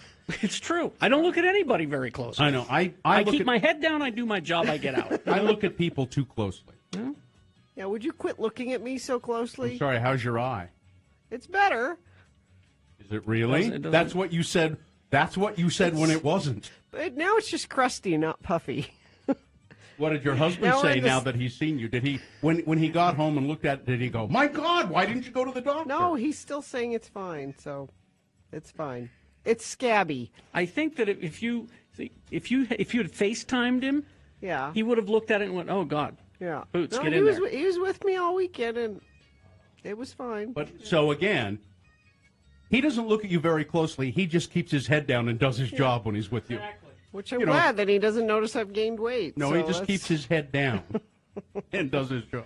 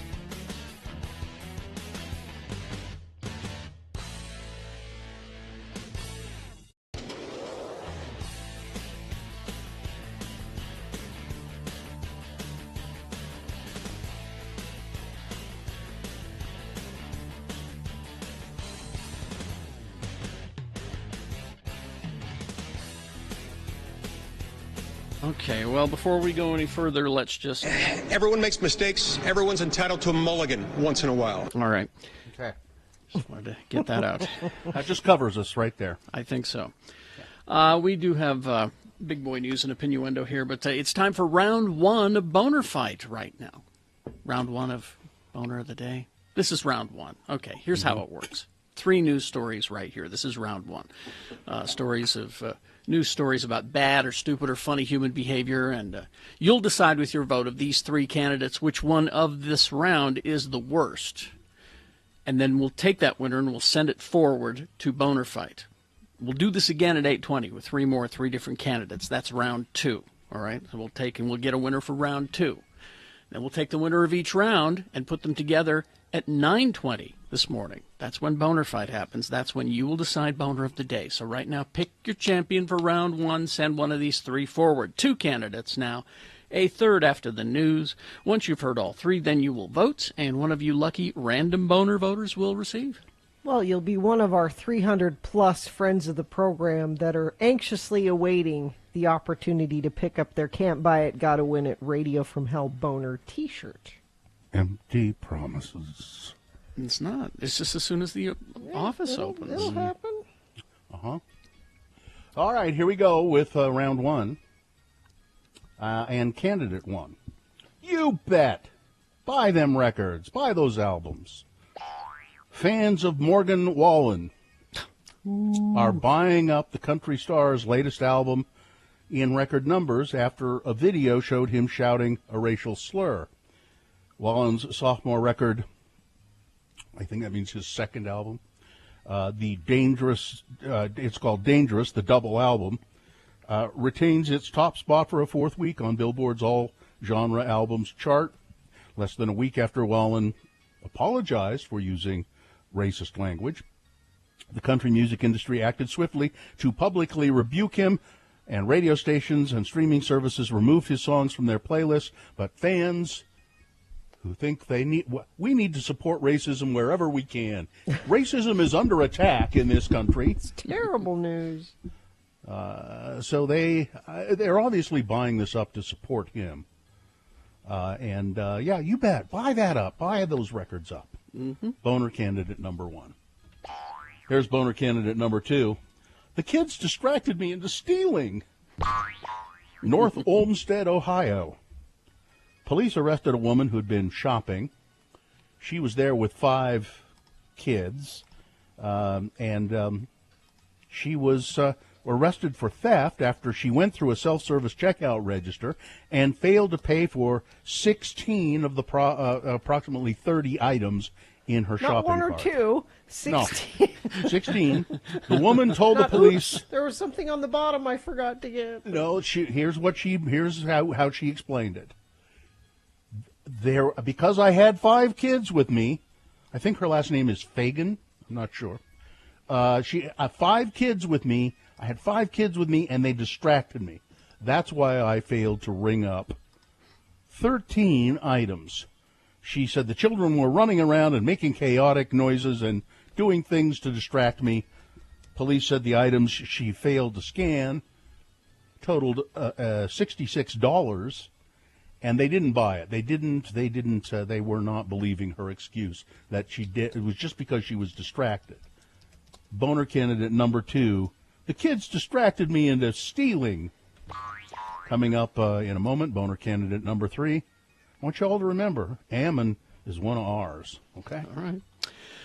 Boner candidate number 3 for round 1 coming up after this. Big boy news and opinioendo brought to you by Moochie's would like to thank their loyal customers for supporting their locally owned and operated business. Moochie's has been voted Best of Utah for over 17 years. Dine-in, delivery, and pickup available. Well, I'd like to say to Moochie's, you're welcome. Jamie Lee Curtis. You kids get, this is just so. So she took a picture of it too. She said she was reaching for her AirPods to put in her ear, and she picked up. Can you imagine that? She picked up a piece of popcorn and put it right in her ear. She actually did that. I know. That wasn't just done for fun on the social medias. She really, really did that. That is so wacky, Glenn. I mean, Glenn. Yeah. Yeah. Okay. Thanks, Jamie Lee Curtis, for doing that. This will be interesting, I think. The Many Saints of Newark. You know what that is? Mm-hmm. Oh, that's The Sopranos, right? Yeah, it's a pre-Sopranos show on HBO, I think. And the son of the late, great James Gandolfini, Michael Gandolfini, is playing the young Tony Soprano. He's set to play his late father's character, Tony, in the highly anticipated Sopranos prequel. Michael Gandolfini discussed his initial reservations about taking the part. with Vanity Fair on Wednesday last week, claiming that he learned to have unspoken trust in creator David Chase's decision to cast him. He's not. So he's was thinking he was going to be an actor, and he was doing some small things here and there, but it was certainly not in. He didn't think in the cards that he was going to take on a project like this. He's just new, you know. He's not doesn't have a lot of experience, but he said, "I felt he that looks I was like him." He does. He does look like his father, and He must be an okay actor. They're not just going to hire him because the he question, looks like him. the true question is does he have the breathing down? No, I think that's they addressed that in the prequel. At some point, he gets his nose broken a couple of times. And That's what That's why happens? that happens. Yeah, the septum becomes deviated so many times that he becomes Tony Soprano. You know, There's the gratitude I was looking for. He said he felt he was unsuitable to play the role. He's only 21. He said, I had this unspoken trust, though, that David was not going to cast me if there was even a shred of a feeling that it wouldn't work. I didn't want to do it. If he felt that I couldn't do it, I just would have said, fine, and you cast somebody else. But Chase said, no, you're the guy. I want to do it. And David Chase knows his stuff. Yeah. Let's see. Under 1,000 new COVID cases in Utah once again. The Utah Department of Health reported just under 1,000. What was it? 918 new cases yesterday and 10 new deaths. The 7-day rolling average for the percent of positive tests is 15.5. As of Monday, 425,698 vaccines have been administered in Utah, and 308 people are in hospital right now with COVID-19. I can't remember the highest numbers we've had of hospitalized. Wasn't it up in the 500s? I can't remember that. I just know that we're trending in the right direction. Yeah, so for now. Keeping that under 1,000, that's important. Don't worry, we'll get the Super Bowl and Valentine's bump coming. Representative Jamie Raskin. He was amazing. He did very well yesterday as he did the lead prosecution of Trump in the impeachment trial in the Senate. He spoke of the horror of January 6th, what it felt like to hear the most haunting sound he had ever heard as members of a pro-Trump mob pounded like a battering ram on the doors to the House chamber. He spoke of seeing terrified colleagues all around me. People were calling their wives and their husbands, their loved ones, to say goodbye. He recounted how his daughter, Tabitha, and a son-in-law hid under the desk in a lawyer's office, and he said the worst thing was when I talked to my daughter, and I said, don't worry, honey, next time you come to Washington, it won't be like this. And she said, I don't think I want to come to Washington again. Yeah. And it was interesting to me. I was listening to this on the radio, all of this, CNN feed, so I was listening to the audio of CNN. So I didn't see any of the video that they kept cutting in and out. If you go to my Twitter feed, it's about 10 minutes long. That's at RFH Gina. Yeah, it's about 10 minutes long, and it is shocking because what they did was it's a timeline. So they would say, it's X time, here's President Trump at the rally, here's what he was saying at the rally, here's how the rioters reacted to what he was saying, here's what he tweeted this about Mike Pence at this time. And then when he tweeted that about Mike Pence, what the rioters were doing for and here's what Mike Pence was doing. Mike Pence was standing there doing his job constitutionally while there were people coming and say, let's find Pence and kill him. Let's hang him. I don't know how you can watch that 10-minute video and listen to what Mr. Raskin had to say and come away with that going, yeah, we shouldn't. There should be no consequences for this. We shouldn't impeach the president. Here's one thing that was really impressive to me, too. CNN ran that, F words and all, and there were lots of them. MFers and F this and where are those Fers? And CNN didn't bleep it. They ran it, and I think that was important and that was impressive. Yes. So one arrested Trump supporter from that day apparently threatened Mitch McConnell's grandkids on Parler, Nice. on that social media site. Mm-hmm. Mitch McConnell is now saying to his colleagues in the Senate, I just want you all to remember that your vote on this is a matter of your conscience. What is that signal? That's code, isn't it?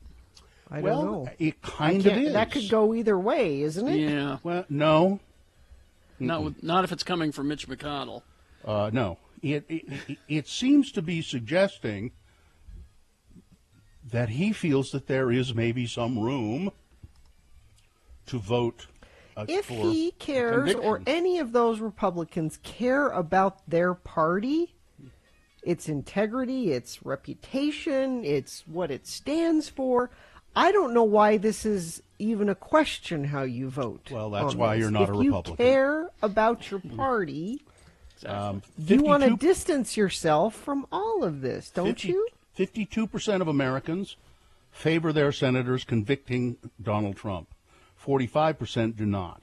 51% think that the U.S. made progress on the economy with Trump in office. 62% say the country lost ground on the federal debt while he was president. Well, that's obvious. Oh, by the way, Mike Lee suggests that, we ought to give Trump a break. Well, 30,000 of them. Everyone makes mistakes. Everyone's entitled to a mulligan once in a while. Let's just let him. Let's give him a pass on this one. Next time he does it, we'll stand up to him. But he lied more than 30,000 times while in office. How many mulligans are you giving him, Mike? Mike Lee, by the way, is raising money for his next campaign, and he's saying that the Lincoln Project, the anti-Trump Lincoln Project, they're out to get me. Yeah, They're out they to get are. me. Yes, they are out to so- get him. They're saying so- his seat is a vulnerable seat, and they're going to. They're going to run somebody against him. Yeah. And former Overstock CEO Patrick Byrne. Weirdo.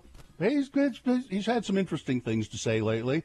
This is wonderful. He spent a lot of time with Rudy Giuliani. Mm-hmm. And he says, Rudy was drunk every single day. I'm sure that's true. There's Totally not a believe day that Rudy was not drunk.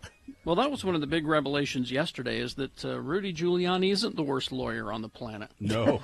That was a big reveal for me. Well, yeah, to be fair, I don't remember the guy's name who opened up. Castor? Mm-hmm. His team had been on the job 1 week because the previous attorney they quit, and one of the previous attorneys who quit Trump's defense said, we can't do this. A, he's not going to pay us, and B, he's guilty. You think that'd be a red flag to a jury? But apparently not if you're all GQP. So that attorney, whatever he was trying to do yesterday, he was winging it, and he admitted it. He Yeah. said the Democrats' opening was so strong, I had to throw out what my original opening statement was going to be, so he just rambled for. Here's what my mother would have said. My mother would have said, he realizes, that Mr. Castor, that they don't have a fart's chance in a windstorm. Fart's chance in a windstorm. They yes. don't have a fart's chance in a windstorm excellent. of making any. But in spite of all that, they're still going to acquit him. In spite of all of that. Well, yeah, most of them didn't even watch the presentations from the prosecution. No, because they were didn't want to looking be at Twitter. swayed. Yeah, they didn't watch the video. They were embarrassed by it. They were They embarrassed should by be. it. They should be. Well, okay. They And a were way to embarrassed by it. And a way to get over that embarrassment is to do the right thing. Let's see. We have any time left here? No, that's all we got. Sorry. Weather traffic. Let's see. It's going to be partly sunny today and spring-like once again. High of 50. Slight chance of rain overnight tonight into tomorrow. We have better chance for rain and snow happening this weekend, Friday, Saturday, Sunday. In there should feel a little more like winter again. It's been too long and too warm. We'll fix it, or at least we'll try to. Let's see. I have no accidents being reported. Everything's moving well. I-15 moving well both directions, it would appear. Well, don't sound so disappointed. No, well done, everybody. Okay.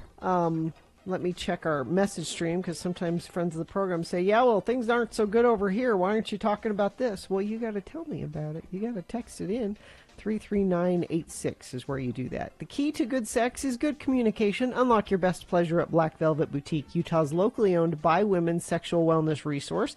Open 7 days a week, 595 South State in Clearfield, and online at blackvelvetboutique.com.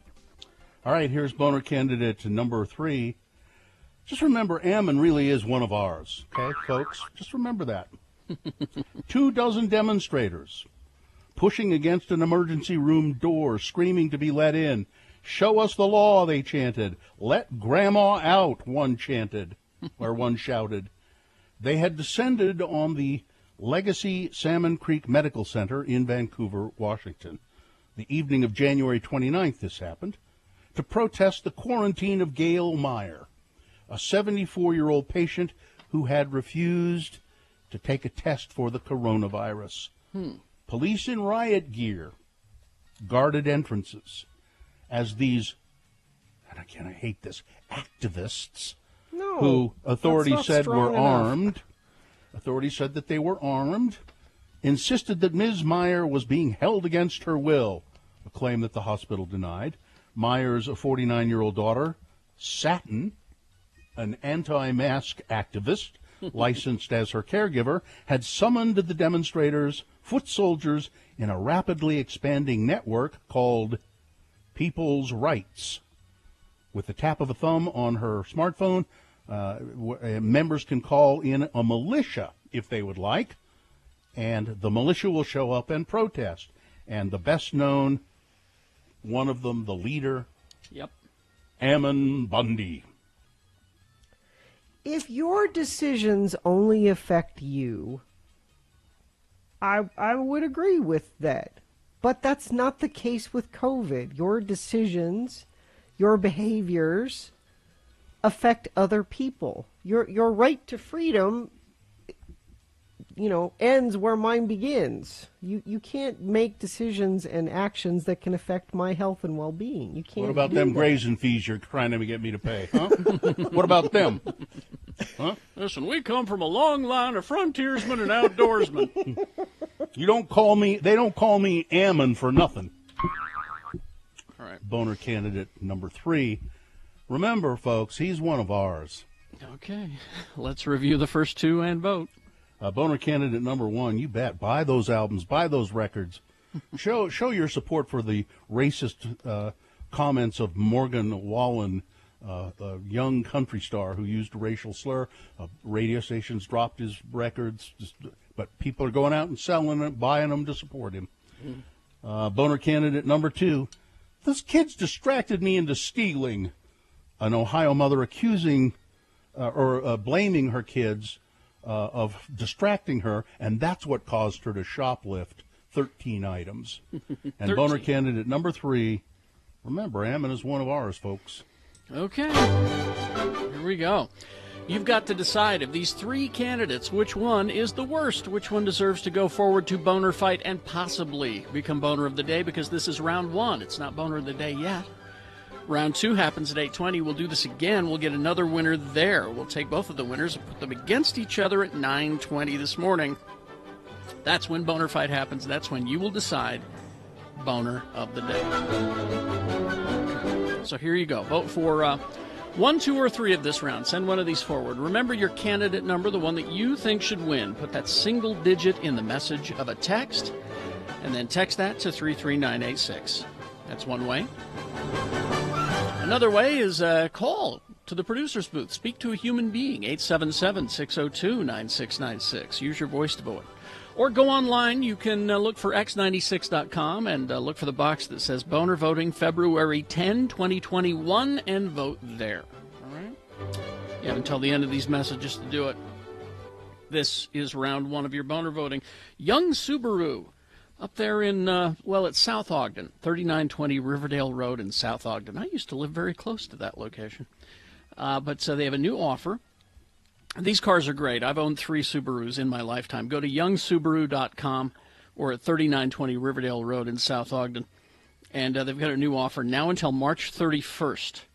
You can lease the new 2021 Subaru Crosstrek CVT for only $209 per month. You can start your adventure this year with confidence in a new Subaru from Young Subaru. These are great cars. On approved credit, 36-month lease term, 10,000 miles per year, no security deposit required, $2,000 due at signing. Offer will expire March 1st, 2021. See the dealer for details. They got a lot of pre-owned vehicles up there if you're looking to buy as well. They sanitize 3 times daily. They offer free pickup and delivery service, delivery for sales and service. So they try to work by appointment only. So you can make your appointment by giving them a call, and their phone number is at youngsubaru.com, 3920 Riverdale Road in South Ogden. The music's Mark Ronson featuring Bruno Mars. Okay. Owing a considerable amount of money to the James Brown estate and the Rick James estate. I would say. I requested that this morning. I like that. Pretty tasty, I must say. I'm not a Bruno Mars fan. I'm going to make you one. No, I don't think so. I think it's Mark Ronson. No, it's and no, I can tell you it's Bruno Mars, Yeah. and here's why.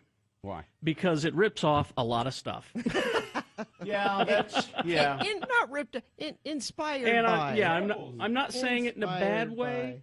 Yeah, you're right. You know, it's probably so it's Bruno Mars sounding as much as he can like somebody else. Yeah. But it was enjoyable. It was. Normally, I don't.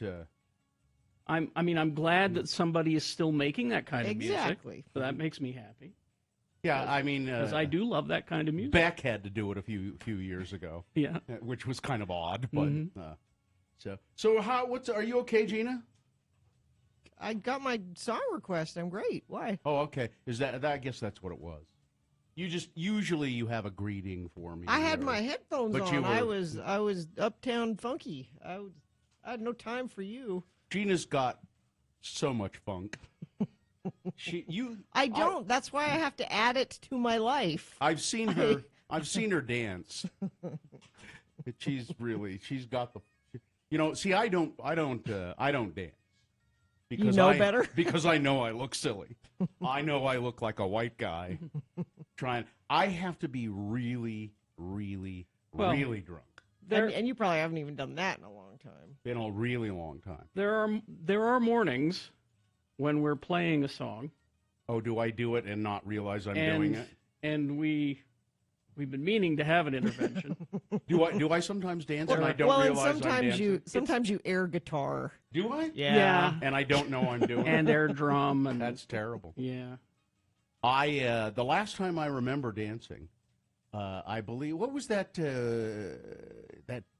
band that used to play at all like Green Street, and I want to say, they were like Solid Groove or Solid Gold or I don't know.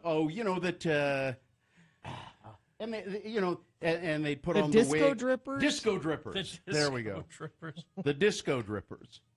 And I remember when at Trolley Square, when Green Street was there, and it was the middle of summer, and they would have cordon off part of the parking lot there, and you could just go out there and dance. Right. And I believe the Disco Drippers were there.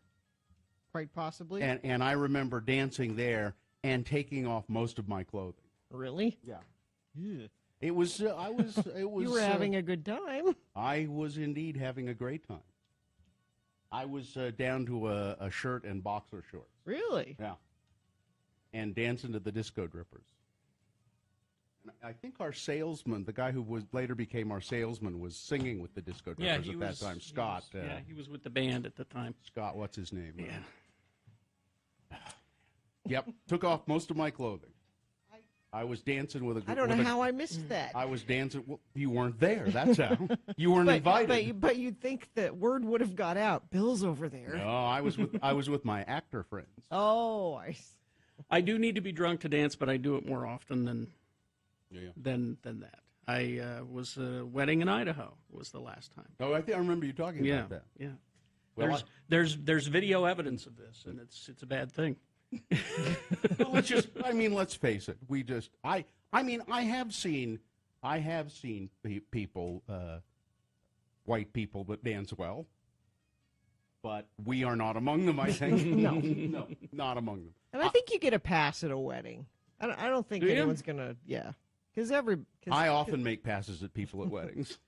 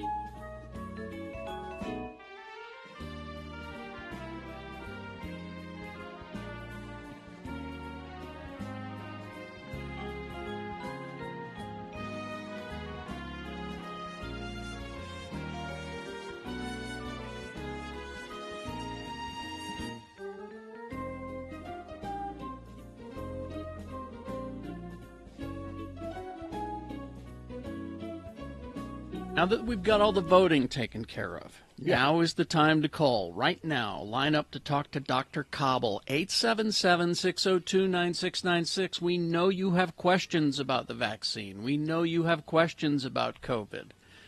It's time to talk to a doctor about it rather than your crazy uncle on Facebook. 877-602-9696. Call. Let's line up now and talk to Dr. Cobble.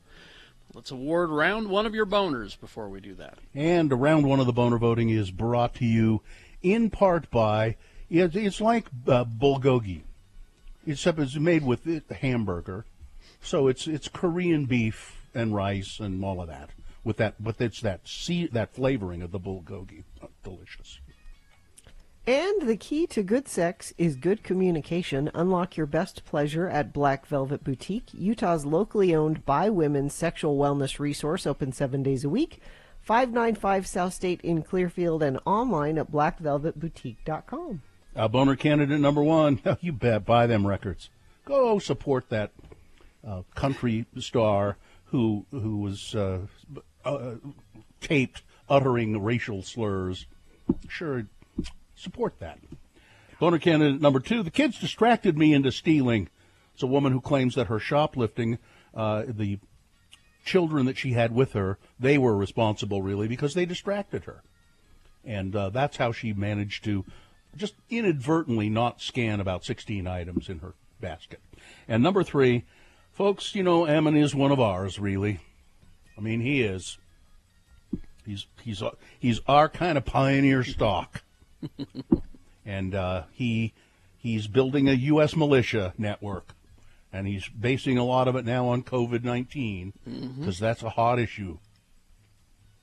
The winner, well, Mickey won a T-shirt, and the winner was boner candidate number 3, Ammon Bundy. All right. There you go. That's round one of your boners. Goes forward now, might be boner of the day. Round two. Coming up at 8:20 with three different candidates. We'll get a winner there as well. And then we will send both of the winners, one of each round. We'll send them together to Boner Fight at 9:20, and that is when you'll decide boner of the day for today. All right, so stick around for round two coming up. Right now, is this sponsored, Gina? It's sponsored by Don't Listen to Your Uncle. Listen to a doctor. Dr. Michael Cobble on the air with us now. Dr. Cobble was away last week talking to physicians in Vernal, wasn't it, Dr. Cobble? Yeah, Vernal and Roosevelt. Yeah. But he's back with us this week to answer your questions about coronavirus and about the vaccine at 877-602-9696. It seems the vaccinations, Dr. Cobble, are going along here in Utah. They're going pretty smoothly. Has anybody addressed the question yet, though, the microchip that people are getting when they vaccinate you. You get a microchip implanted in you, don't you? Are people still worried about that? Is that still the commentary? There are still people talking about that. Yes. That's sad. Now, I thought that our crazy uncle got kicked off Facebook and Twitter, both. He did. Hey, Yes. Dr. Cobble. Yes, he did. All right. But the vaccines, people do worry about things. They worry about side effects. How's that been going? Are there any side effects, major side effects being reported from the vaccine at all? Well, I think when you vaccinate 40 or 50 million people, you're going to occasionally get that rare side effect. Usually serious side effects can affect about 1 in a million vaccinated people. Mm-hmm. And with this, the side effects are very similar to the flu vaccine. You could have 1 or 2 days of muscle aches or mild fever, or mild chills, a little headache, those types of things. And about 80% of people will have those mild symptoms. But I think if you tolerate the flu vaccine very well, this is a really simple vaccine. And new research just showed last week that children that get their flu vaccine and children that get the pneumonia vaccine get cross-reactivity to prevent serious COVID illness as well. So I think that every adult should get the flu vaccine, and every adult should get their pneumonia vaccine, and every adult should get the COVID vaccine. 877-602-9696. That's the number to call if you want to ask Dr. Cobble a question yourself. If not, I'll continue to ask questions because I got a couple of others that I know people sort of think about these things and worry about them. I read about this, but I know you have the answer. I'm pretty sure you do. People worry about the vaccine interacting with other medications that they're taking. And there are some people who take a lot of different medications, and they worry, well, if I take the COVID vaccine, either the Pfizer or the Moderna here in Utah, will it interact with the other medications I'm taking? Yeah, there's no evidence of that, and currently we've got about 40 to 45% of our folks over 80 and 40 to 45% of our folks over 70 that have been vaccinated in Utah. Mm-hmm. And, of course, that's a high-risk population, but they're also on an average of 11 medications. So, but there's no evidence that the vaccine interacts with other medicines you might be using or affects what they do or don't do. Mm-hmm. And they took that into account in the clinical trials, right? I mean, they purposely had people who were on medications take the vaccine. There has been some talk about whether or not you should take ibuprofen or acetaminophen before you have your shot or after you have your shot. Could you talk about that? Yeah, there was some concern that nonsteroidal anti-inflammatories may prevent the inflammatory response that's your body's normal response to this particular vaccine, like any vaccine. So they recommend not taking Tylenol or a nonsteroidal prior to the vaccine, but you can take it after the vaccine if you should develop mild, cold-like symptoms. Now, speaking of steroids, I mean, as you know, I started taking prednisone today. You're supposed to warn us when you do that, Bill.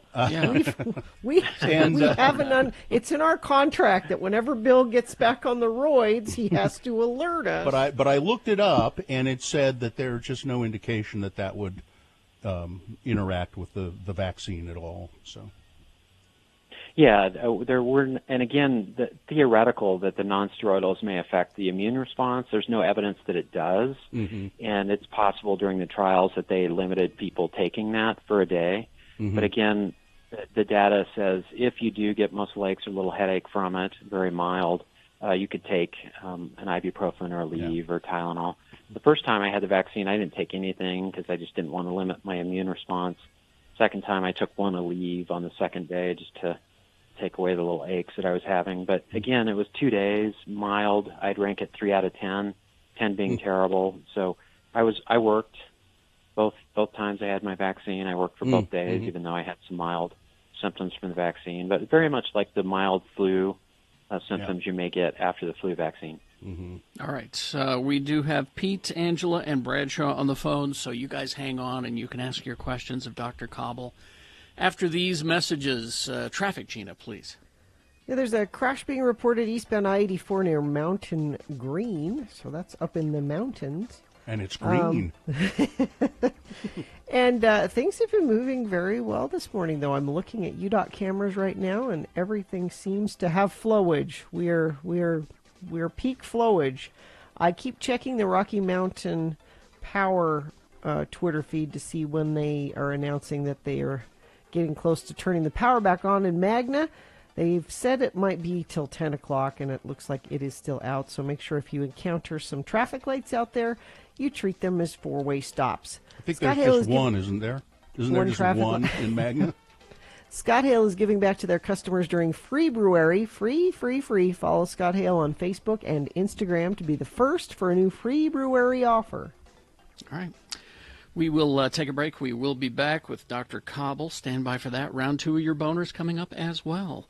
Harmon's for Valentine's. Yeah, beautiful stuff at Harmon's. I know Gina's probably. How often a week do you go to Harmon's? Do you think? I go 2 or 3 days a week to Harmon's. It's Really? my store. It's where I shop, and they have a great Valentine's display, at least at the Harmon's I go to. And on it, they have a bunch of different local delicious chocolates, like V chocolates. Mm-hmm. They have specialty items from their bakery, which their baked goods are so good. I don't buy prepackaged cookies and stuff. I buy their brownies and cookies and stuff from their bakery because they use real butter. Guess what starts tomorrow at Harmon's? What's that? They start the dipping. Oh, good. The chocolate dipping. I love it. You take your kids in there, you dip them in chocolate. No. They do the strawberries. They do the strawberries and that kind of thing, and it's just great for Valentine's Day. They have Valorona chocolates as well. And we haven't mentioned the flowers, great flowers, potted plants, orchids, succulents, beautiful flowers at Harmon's. It's great. Shop. Harmon'sGrocery.com if you want to see more. The workday can get...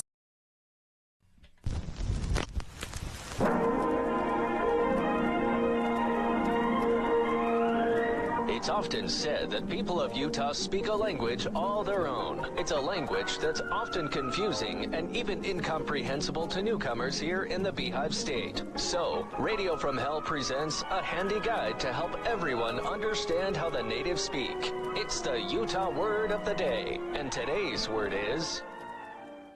Druthernuther. Druthernuther. Druthernuther.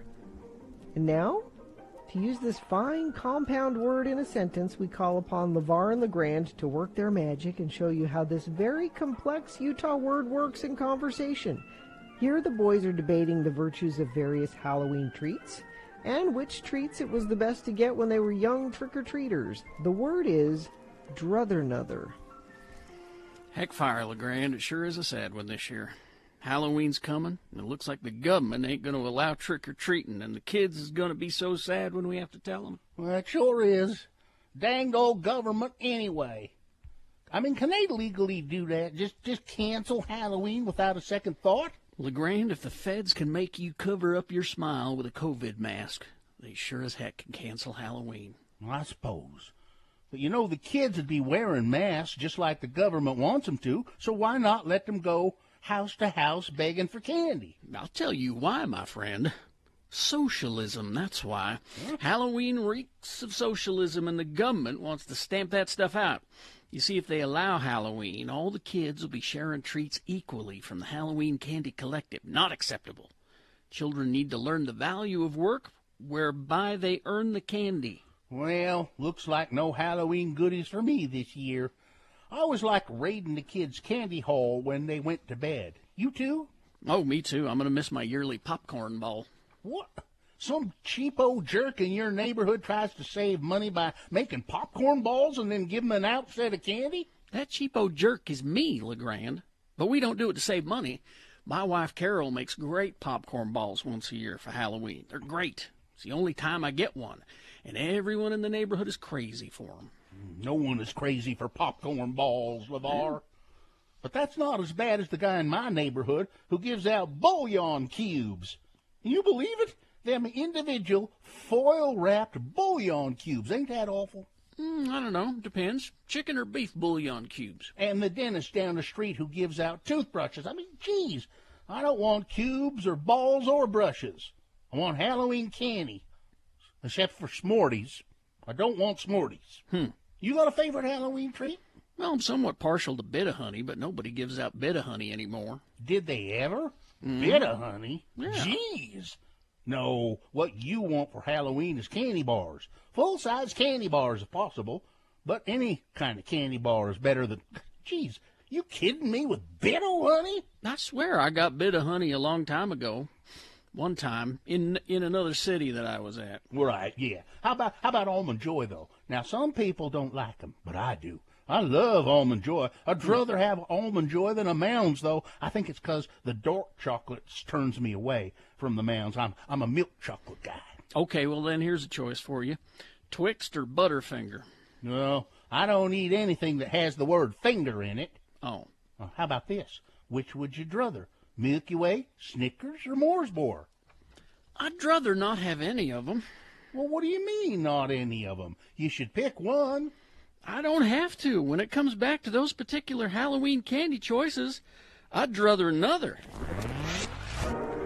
Join us again some other time as we examine how the Utah natives speak with the Utah Word of the Day. Perfect.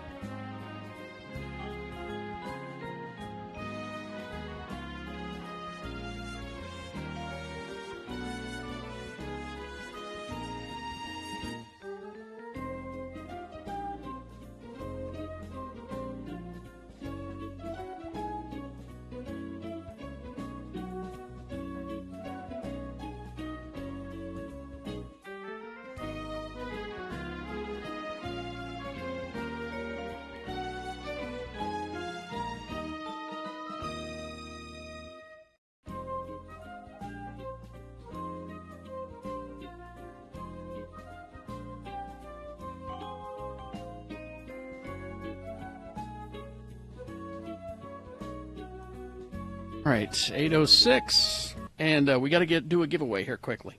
X96's week of giveaways for Valentine's Day. You text a keyword to 33986, and today's prize is Haster Games. They have Pokemon, Dungeons & Dragons, Magic, and more located at 6831 South State and online at HasterGames.com. The prize is a $100 gift card to Haster Games. The keyword is Games, Games, Games. Text that to 33986 for your chance to win. All right, let's get to back to Dr. Cobble. The lines are full. You might be able to squeak one in, though, at 877-602-9696, a question about COVID or COVID vaccines for Dr. Michael Cobble. Depends on how quickly we go through these calls. Pete, let's start with Pete. Go ahead. Thank you, Dr. Cobble. I had my second shot yesterday. My understanding is the first shot is like 63% immunity, and then the booster goes to 95%. Is there any concern? I had mine booster put in the same point of origin as the first one, my right arm. Is there any advantage to having it in the same arm or disadvantage to have them in different arms? Nope, it doesn't matter. You could do it in the same arm both times, and you're correct. You're about 50 or 60% immunity. within 10 to 14 days after the first shot, and about 95% within 10 to 14 days after the second. Keep wearing your mask. Keep avoiding people that could get you sick, and congratulations. Hopefully everyone can get that vaccine. There you Thanks, go, Pete. Thank you. Pete. All right. Let's go to Angela. Hello, Angela. Hi, thanks. So my question is I've got both of my vaccines done. My daughter's only got one of hers. My husband's not eligible yet. If he happens to catch COVID between now and the time he is eligible, do we still have to kind of quarantine away from him, stay away from him, or can I kind of have some interaction with him in my home? You have to get divorced. That's what. I think, that's a great question, because what we know, the vaccine prevents severe illness from COVID. People can still catch COVID despite being vaccinated. So with one vaccine, you still have a 50% chance you can catch it if you're exposed dramatically to it. And then you have about a 5, maybe 8% chance of catching it even though you get the second vaccine. With the Johnson & Johnson and AstraZeneca vaccines, they'll be on the market hopefully in the next quarter. Their immunity is around 70 to 75%, but they prevent severe COVID illness, hospitalized or life-threatening illness, by over 95% also. So I think, again, even though you may be vaccinated, and I'm playing the same game, I'm vaccinated, I'm still wearing my mask, I'm still avoiding settings where I could be exposed to the virus, because I think until we get 80 to 90% immunity in the population, this virus is still circulating. And as you know, it's 3 times more likely to be contagious than the flu, and it's 10 to 20 times more deadly. And these new strains that have been coming out are more contagious. May not be more deadly. We haven't seen that data yet, but more contagious. So I think we still need to be vigilant and protect everyone, including ourselves. Well, Thank you. Great question. So maybe divorce is not out of the question then. Okay, thank you. All right. Thanks. Thank you, Angela. Let's go to 877-602-9696. Depending on how quick we are, we can take one more call. Bradshaw, go ahead. Hi, Bradshaw? thanks. There we go. Can you hear me? Yeah. Yes. My question, with these mutations and the new variants, how long does it take them to adjust the vaccine?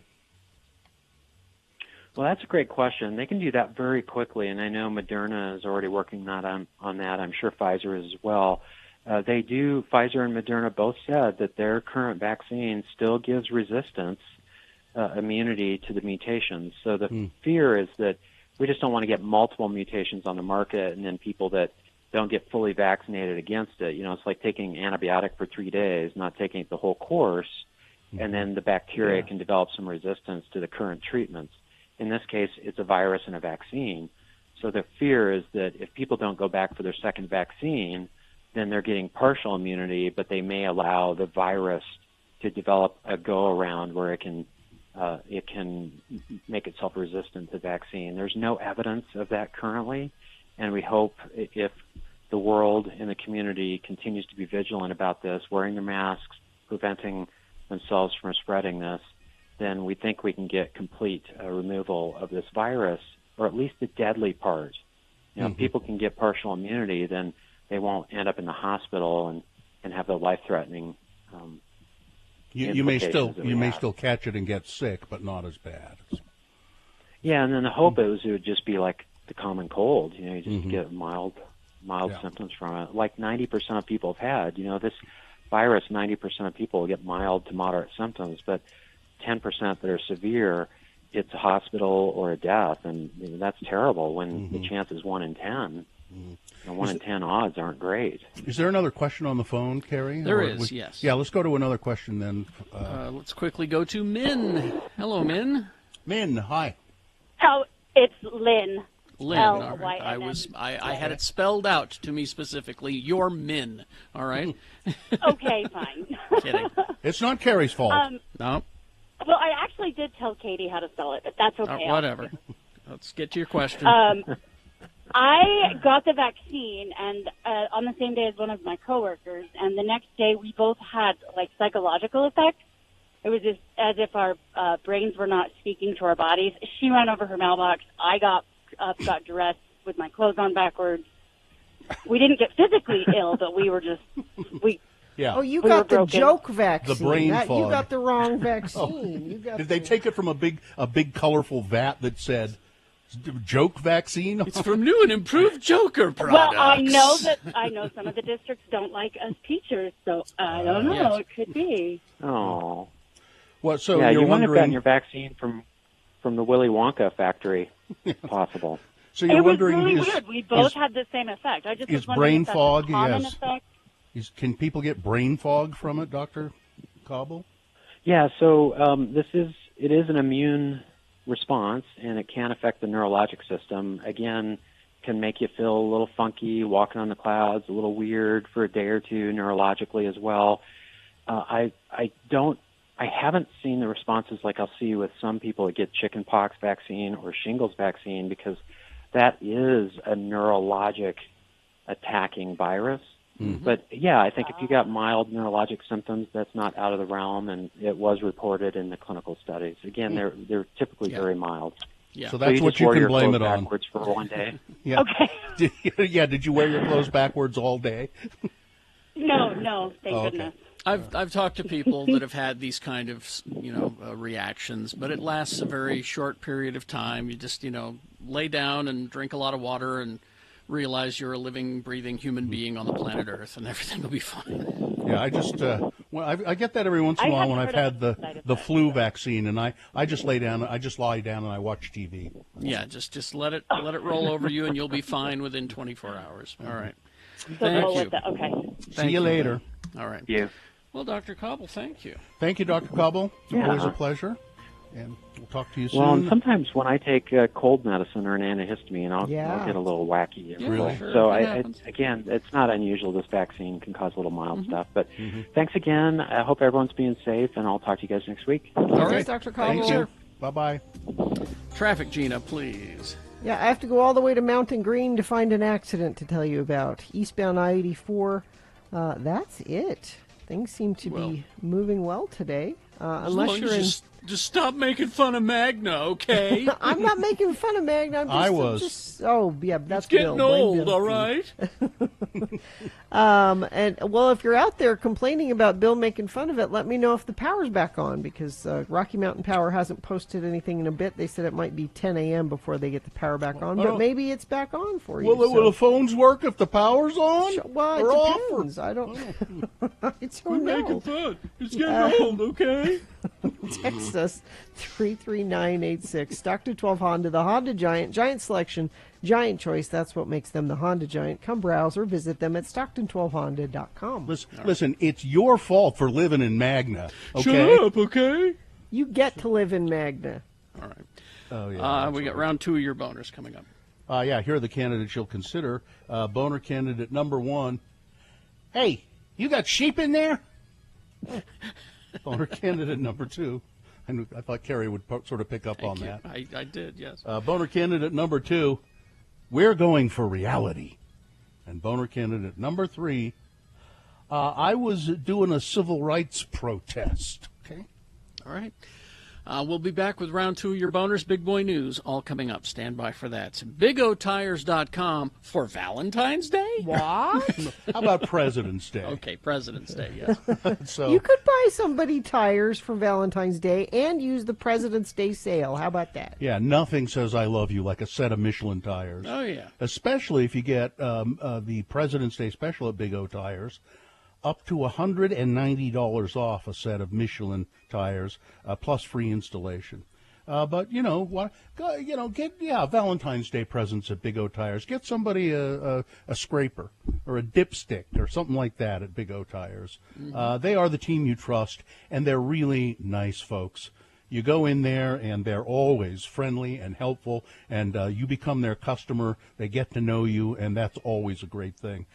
Big O is more than just tires, too. They do brakes, alignments, batteries, fluids, wiper blades, all of that stuff. Great Valentine's Day presents right there. You can find a Big O Tire store near you. Just go to bigotires.com. Is what we've got here. Oh. It's 20 warning signs your liver is sending you right now. What are you? Why are you looking directly at me? It's Radio from Hell with another list, because people love a good list. X96. Now, before we get started, I'm concerned because our announcer there says, because people love a good list. I don't think so. How do you know? We're getting complaints about these lists. List complaints? I haven't seen them. And I'm like, well, what's... And they said, well, get a good list. Well... I'm like, these are good lists. I think this is a helpful list. Well, this could be a lifesaver for me. And it's apparently. Just... Because you don't find a list interesting doesn't mean it's not a good list. Okay, so number one, 20 warning signs your liver's trying to send you. Uh-huh. You have super itchy skin. Uh-oh. It's an early sign. It might just be dry, but if it's becoming a regular thing, it might be worth getting checked out, especially if it's itchy. Also, it's an indicator of cirrhosis of the liver. Uh-oh. Really? Number two, your skin or eyes are turning yellow. Uh-oh. Well, yeah, that's a sign. Seeing the whites of your eyes start to Jaundice, turn yellow, it's it's jaundice. Yeah. And it could mean your liver's in trouble. That's what all of these mean. Yeah, you've gained a lot of weight. Uh-oh. Your liver may be to blame. Another symptom of liver You don't need to say that every time. Do you know what liver cirrhosis is? It's when your liver cirrhosis is. The disease develops slowly, replacing healthy liver tissue with scar tissue, blocking blood flow through the liver, inhibiting the organ from working properly. Right. Believe me, I know that. But then a conflicting symptom. What's that? You're losing weight. Well. So which one do you pay attention to? I don't but know. see, that one's a red flag for Hep C. So either you have cirrhosis or Hep C. So they're both bad. Well, I wish my liver would make up my mind. Your palms are red. Uh-oh. Well, I mean, I'm naturally pink. Could be due to fatty liver disease. If your palm, I always say that wrong. Palms. It's palms. Your sleep schedule's out of whack. Yo, whoa! Culprit? Liver. Liver cirrhosis. I don't know. You're giving the liver an awful lot of Your credit memory's here. gotten worse. What? No, that's just with age. What are we talking about? Yes? You're always tired. What? All of these Uh-oh. symptoms are These are just being a person, all of these things. A person who has to get up at 3 in the morning. Your appetite's disappeared. That hasn't happened. No. You're a man experiencing enlarged breasts. Uh-oh. Again. No, that's just aging. I'm working on them. That's just aging. Your personality's changing. Shut up.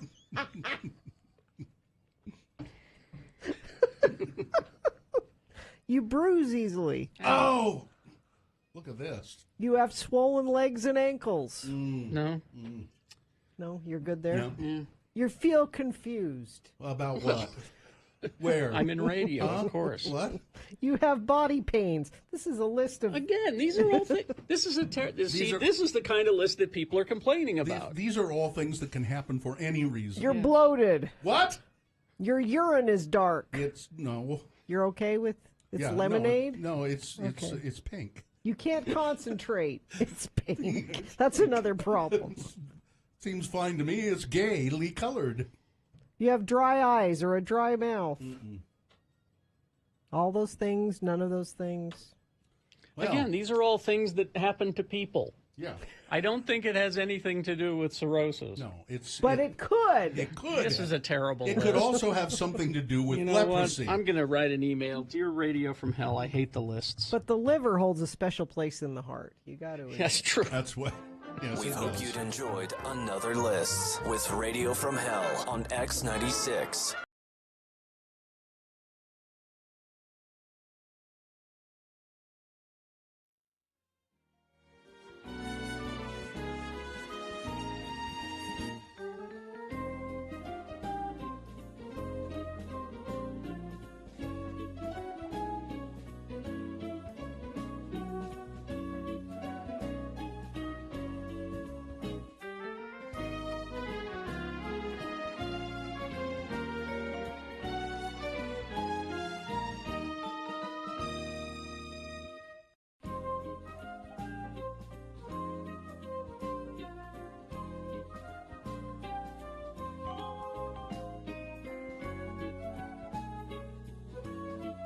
Everyone makes mistakes. Everyone's entitled to a mulligan once in a while. All right. 8:22. That's we're going to add that to our disclaimer. You know, at the top of the hour, we have a views expressed. You know, this part. You know, shows for mature audiences disclaimer. I think we're going to add that to the disclaimer. I'm betting that if we play that often enough, we will hear from Mike Lee's office. You think? Threatening some sort Everyone of makes action. mistakes. Really? Everyone's entitled to a mulligan. Everyone makes mistakes. How often Everyone's do you think entitled we'd to a have to mulligan play it once- before we heard from Everyone him? makes I don't know. mistakes. Everyone's entitled to a mulligan. Everyone makes mistakes. Everyone's entitled to a mulligan. All right. 8:23. Let's get to round two of your boners. Here we go. 3 news stories. These are examples of bad, stupid, or funny human behavior. You will decide with your vote. Of these 3 candidates, which one is the worst, which one deserves to go forward to boner fight and possibly become boner of the day. Winning here means it goes up against the winner of round 1's voting. We'll take them both and put them against each other for boner fight. You will decide who is boner of the day at 9:20 this morning. So an hour from now, you'll do that. Right now, we need a champion to send forward from round 2. 2 candidates now, a third after the news. Once you've heard all 3, you'll vote. One of you lucky random boner voters will receive a gift card from Ozora Izakaya, Japanese bar and tapas in downtown Salt Lake. 50 West is where that is. That's in the same building the X96 studios are. It's right downstairs. 1 second. I kind of lost my, there we go. Here's boner candidate number 1. Hey, you got sheep in there? Lancashire, England. Police have admitted that they were startled when they broke up an illegal drinking party in Lancashire and found 2 sheep attending the party. Officers Now, when said you that say attending the party, that makes Yep. it sound like they're in the corner, you know, They with a were red there. Solo cup and you know, I meant it to sound like that. their Gina, little that's arms folded and officers said that they discovered a full bar setup at a drinking den in Backup, but the most bizarre find was the presence of 2 very surprised sheep. They were surprised. 10 people were fined after the gathering. In a social media post, Sergeant Gary Hennigan said, well, the obvious line is that the wool wasn't pulled over our eyes. You see, that's that British sense of humor there. They also discovered a snooker table. I don't know if the sheep were playing snooker, Gina. I'm not sure. They found table football and a large TV on the premises, Sergeant Hennigan said. In all seriousness, this was an extremely selfish thing to do. I appreciate people want to socialize and see their friends again, even if some of their friends are sheep. But there is no excuse for this. Under government rules, it's illegal to meet socially with people, and I guess sheep, indoor during lockdown unless they're part of your household or support bubble. Maybe they were service sheep. I don't know. Boner candidate number 1. Hey, you got sheep in there? Here's boner candidate number 2. We're going for reality here, okay? The forthcoming HBO Max show Generation, which is spelled out GENERA+ION, because that's a hip title. Okay, whatever. Created by 19-year-old Zelda Barnes and her father Daniel Barnes, and executive produced by Lena Dunham, is touting itself as an ultra-realistic look at high school life. Unfortunately, last Thursday, the realism went a little too far. In a scene set in a biology class, the production used actual dead cats for the actors to dissect, and a tweet on Friday by a couple of the actors, the extras that are in the show, they said, we're out. We're not doing this. And they left the show. The production used actual dead cats to dissect in a biology class scene. Got word from a friend in the industry. HBO has a new show called Generation coming out. It's produced by Lena Dunham, and earlier this week they brought in real dead kittens for background to dissect on set. No warning, and people had trauma responses, the actor said. Yeah. The person went on to tweet that a cameraman had tested positive for COVID-19 as well. As the cherry on top of the cake of that day, we had a cameraman test positive for COVID-19. Look, Okay, this is boner candidate number 2.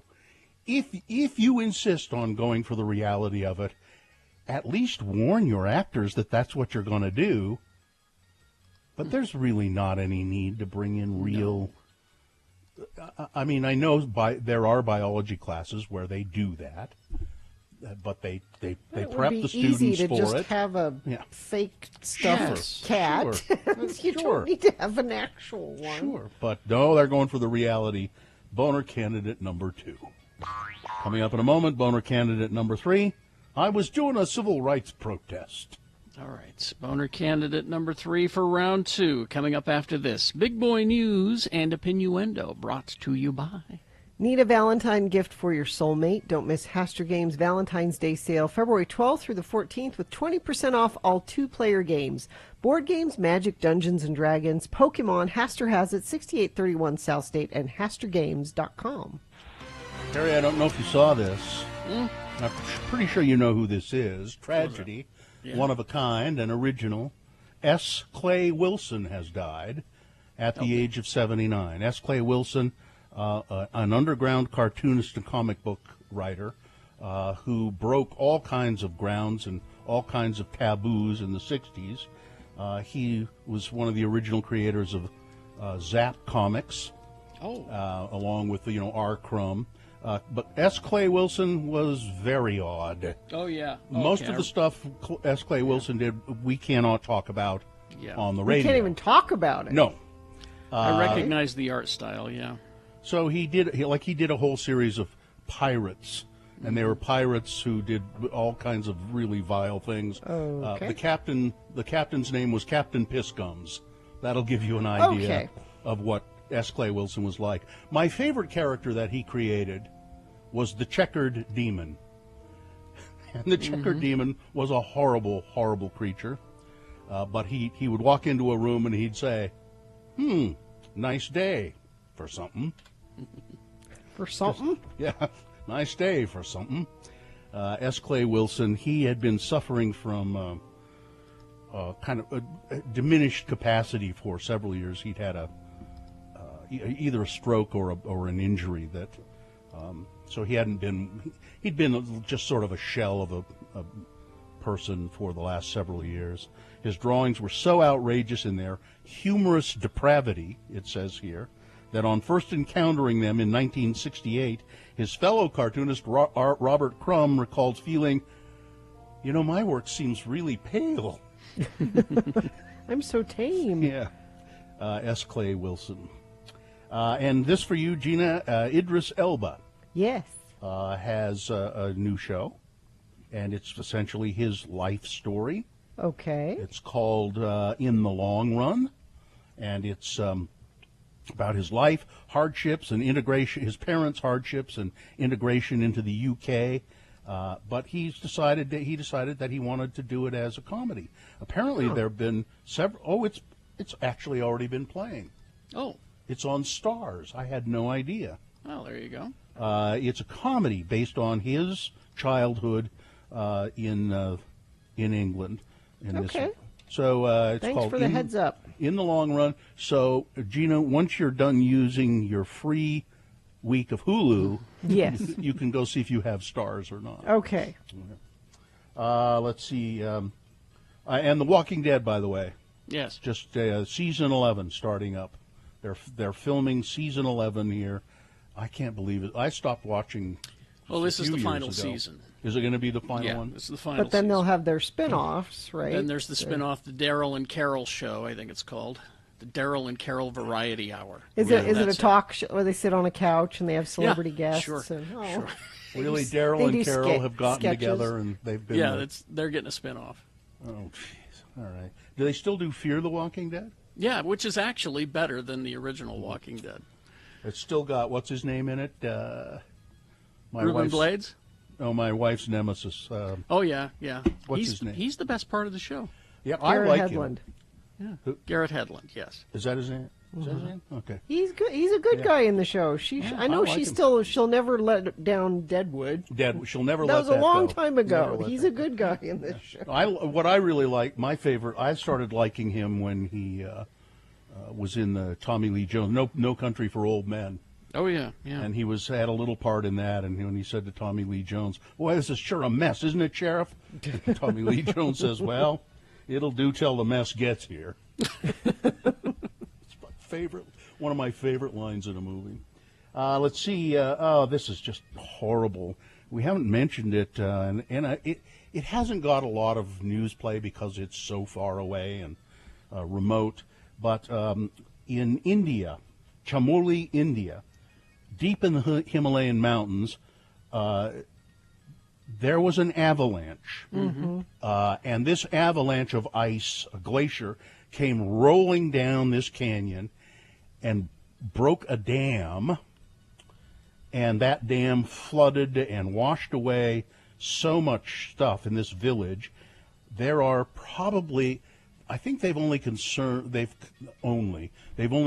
30 or so dead people, but they believe there may be as many as 200 people who are just washed away by this disaster. Donald Trump apparently was watching Of course he was watching the impeachment trial yesterday. It's all about and him. When his lawyer did his opening argument and rambled and went on, Mr. Castor, apparently Donald Trump was yelling at the TV screen periodically. I don't blame him. Screaming at it, yelling at it. What is this? What is he doing? How does he dare do this kind of job that I'm not going to pay him for? Well, the thing I bet he was most upset about was his lawyer said, well, if you don't like Donald Trump, you vote him out of office and you vote in Joe Biden, and that's exactly what happened, which is precisely what Trump's previous lawyers quit over, because Trump wanted them to go in and say the election was stolen. It was stolen and so this guy goes in and goes, well, Joe Biden's president, and they voted Donald Trump out. He said all. I would just remind Donald Trump that we all make mistakes every once in a while. Everybody deserves it. Everyone makes mistakes. Everyone's entitled to a mulligan once in a while. So give your lawyer a mulligan, Donnie. Yeah, you've gotten over 30,000 of them. Let's see, one other story here. What do we want to do? A cougar, a big cat, apparently broke through the window of a home in Mill Creek on Monday. Really? Leaving after a confrontation with a family member who was in the house. Wow. Says we were contacted by a person that found a mountain lion that had broken a sliding door window, said Scott Root, Conservation Outreach Manager for the Utah Division of Wildlife Resources. He gets on the phone, and the next thing you know, he sees a mountain lion running through the basement and out of a hole in the window. No one was hurt. The cougar left on its own, though the broken window on a sliding glass door, or through the broken window on the sliding glass door, up in Olympus Cove area. Be aware. They haven't caught the cougar yet? They don't. No. He's still out there? The cougar is on the loose. It could still be roaming around looking for dogs to eat or whatever. Basements to break into. So I've zombie-proofed this basement. I got nothing to worry about. Okay, just be alert. That's all I'm saying. Be alert. All right, that's it. Sports, weather, traffic. The Jazz, they are kicking lots of ass. They beat the Boston Celtics last night, 122-108. They are 20-5 on the season. It's the 5th consecutive win. They've been roaming through cities going, look, there's some ass, let's kick it. Mm-hmm. It's the best start to a season in franchise history. Really? They are doing very well, in large part to Donovan Mitchell, who, Shaq, huh? We'll take it. Shut up. All maybe. Right. Their next game isn't until Friday. They play the Bucks on Friday. That is your Jazz. Weather, today it will feel like spring again. It's maybe if you've been wanting to go to a restaurant and eat outside on a patio, this might be a good day to try that out. 50 for a high.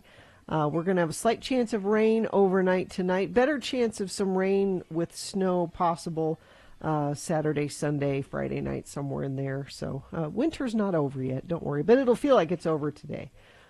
Traffic, we've got Crash southbound I-15 milepost 342. This is south of 24th Street in Ogden, affecting the left lanes there. Crash in South Salt Lake on I-80 eastbound at the I-15 junction. That has closed the right lanes there, causing pretty significant slowage through that area. And let me check our message stream, see if anybody sent anything in there that you need to be aware of. No, but if you know something and think people need to be aware of this and it's safe for me to text it, you can send it in to 33986. Here's boner candidate number 3. I was doing a civil rights protest.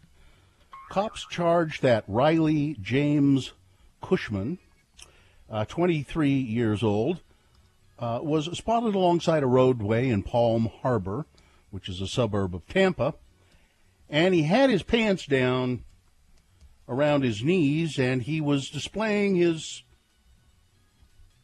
penis to passing motorists.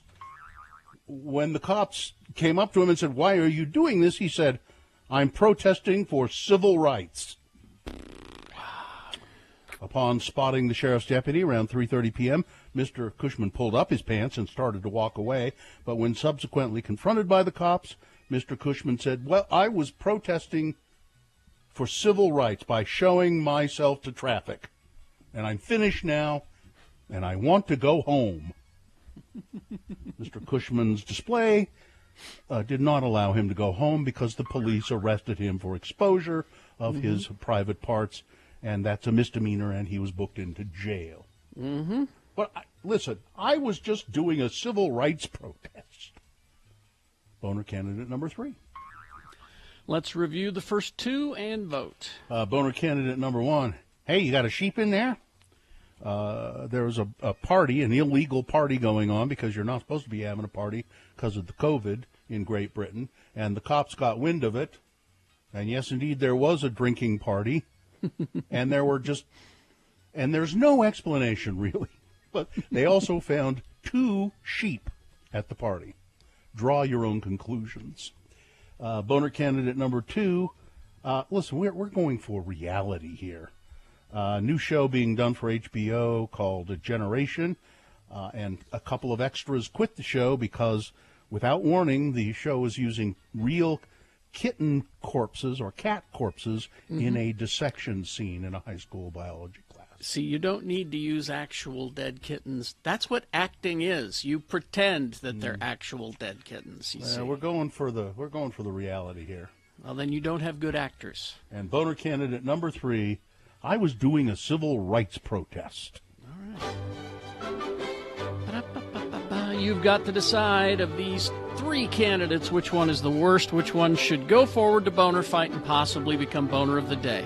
Winning here means it'll go up against winner of round 1's voting. We did that an hour ago.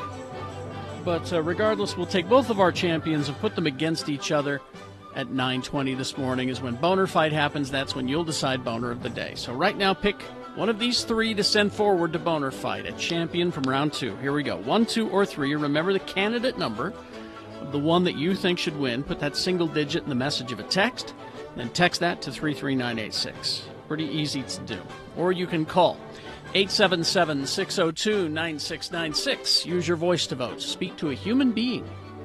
Or go to x96.com. Look for the box that says Boner Voting February 10, 2021, and vote there. All right? If you don't see that box, refresh. It should appear. You have until the end of these messages to do it. Let's go. This is round 2. HasterGames.com. They are at 6831 South State Street. Now, if you're still, doing the quarantine thing, you can do the curbside service with Haster. What you do is you go to HasterGames.com, buy your stuff. When you get to the store, call them, and they'll bring it out to you. It's a great idea. It's a great curbside thing. So, and Valentine's Day, of course, is fast approaching. Now, that's why Haster Games Valentine's Sale is this weekend, where all 2-player games are 20% off. See, because are there sexy games? I'll bet there are. They've got so many games in there. I'll bet they have some sexy games. But they do have Magic the Gathering Kaldheim release on February 5th. Oh, it's out now. So that was released February 5th, so you can get that. Pokemon Shining Fates will release on the 19th, so get your pre-orders in, and you can do that at HasterGames.com or visit the store.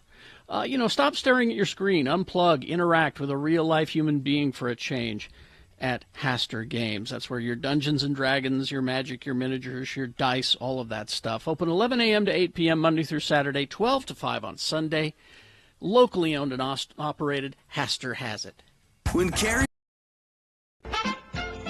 It's time for Beat Gina, the game show that always assures there's a peaceful transfer of power. When the game is decided, you can be sure that Gina will peacefully hand over a prize, deserved or not. So join in the fun, and don't worry about losing your precious game show democracy when you listen to Beat Gina. And now, here he is, the defender of game show democracy, the host who fights for the truth, the justice, and the game show way. He won't let the show fall into chaos. No, he's the one, the only, Kerry Smilin' Jack Jackson. Oh, thank you, Johnny. Thank you so much. Good to have you back. It's good to be here. Well, it's good to be anywhere. Good to be above ground, as my uncle used to say. All right, we do have a contestant on the phone. We tossed a coin off-air to determine that Scott will be our contestant. And, Scott, are you there? I am here, thank you. All right, Hi, Scott. Scott has promised to go to Moochie's as much as possible. Excellent. Have Philly cheese. That's not much of a sacrifice. we all do our part in this desperate time. Get the Philly cheesesteak. Get the Philly cheesesteak egg rolls there. I will try that. I've never had that before. All right. We will toss a coin now to determine who goes first in this game, Scott. It gives you an advantage. Call it heads or tails. Heads. Heads. Coin toss app says it is heads, as you can see. All right. I think that means you go first. That means you have an advantage in the game. This first question is yours alone to answer correctly. If you do, you get a point. If you get it incorrect, Gina then gets a chance to answer it and steal your point away. We'll then go back and forth until somebody has 3 points. So, Scott, Shaun of the Dead trivia. First question. What pub does everybody take refuge in? It's the name of the pub that everybody takes refuge in. Is it A, the Winchester, B, the Dorchester, C, Squatters, or D, the Sun Trap? I'm going to go with A. That would be a good choice. It's 1-0 for Scott. Now let's test Gina's knowledge of the wonderful comic zombie movie Shaun of the Dead. It's her turn to answer. Gina. Yes. Nick Frost plays a character named Ed in the movie. Yes. What is written on Ed's T-shirt through the length of the movie? Is it A, I'd rather be Russian than a Democrat, B, I am drunk, C, I got wood, or D, the word boner with like 2 robots on it? B. I am drunk? Yes.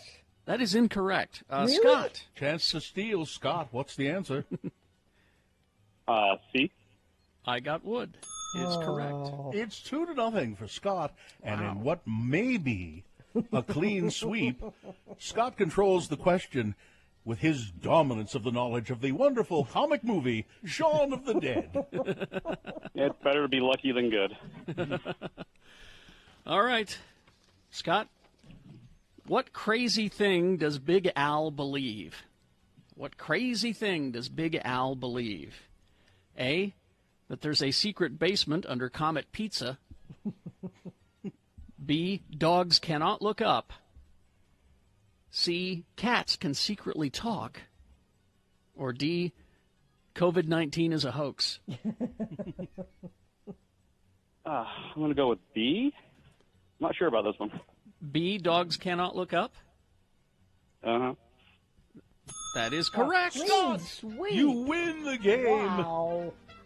Not only are you going to enjoy delicious food at Moochie's, meatballs and more, you win a Radio from Hell tote bag.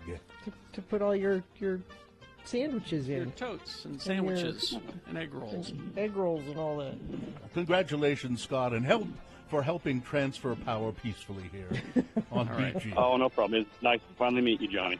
All right, Scott. Thank you. Hang on the line. Johnny fan. Hang on the line.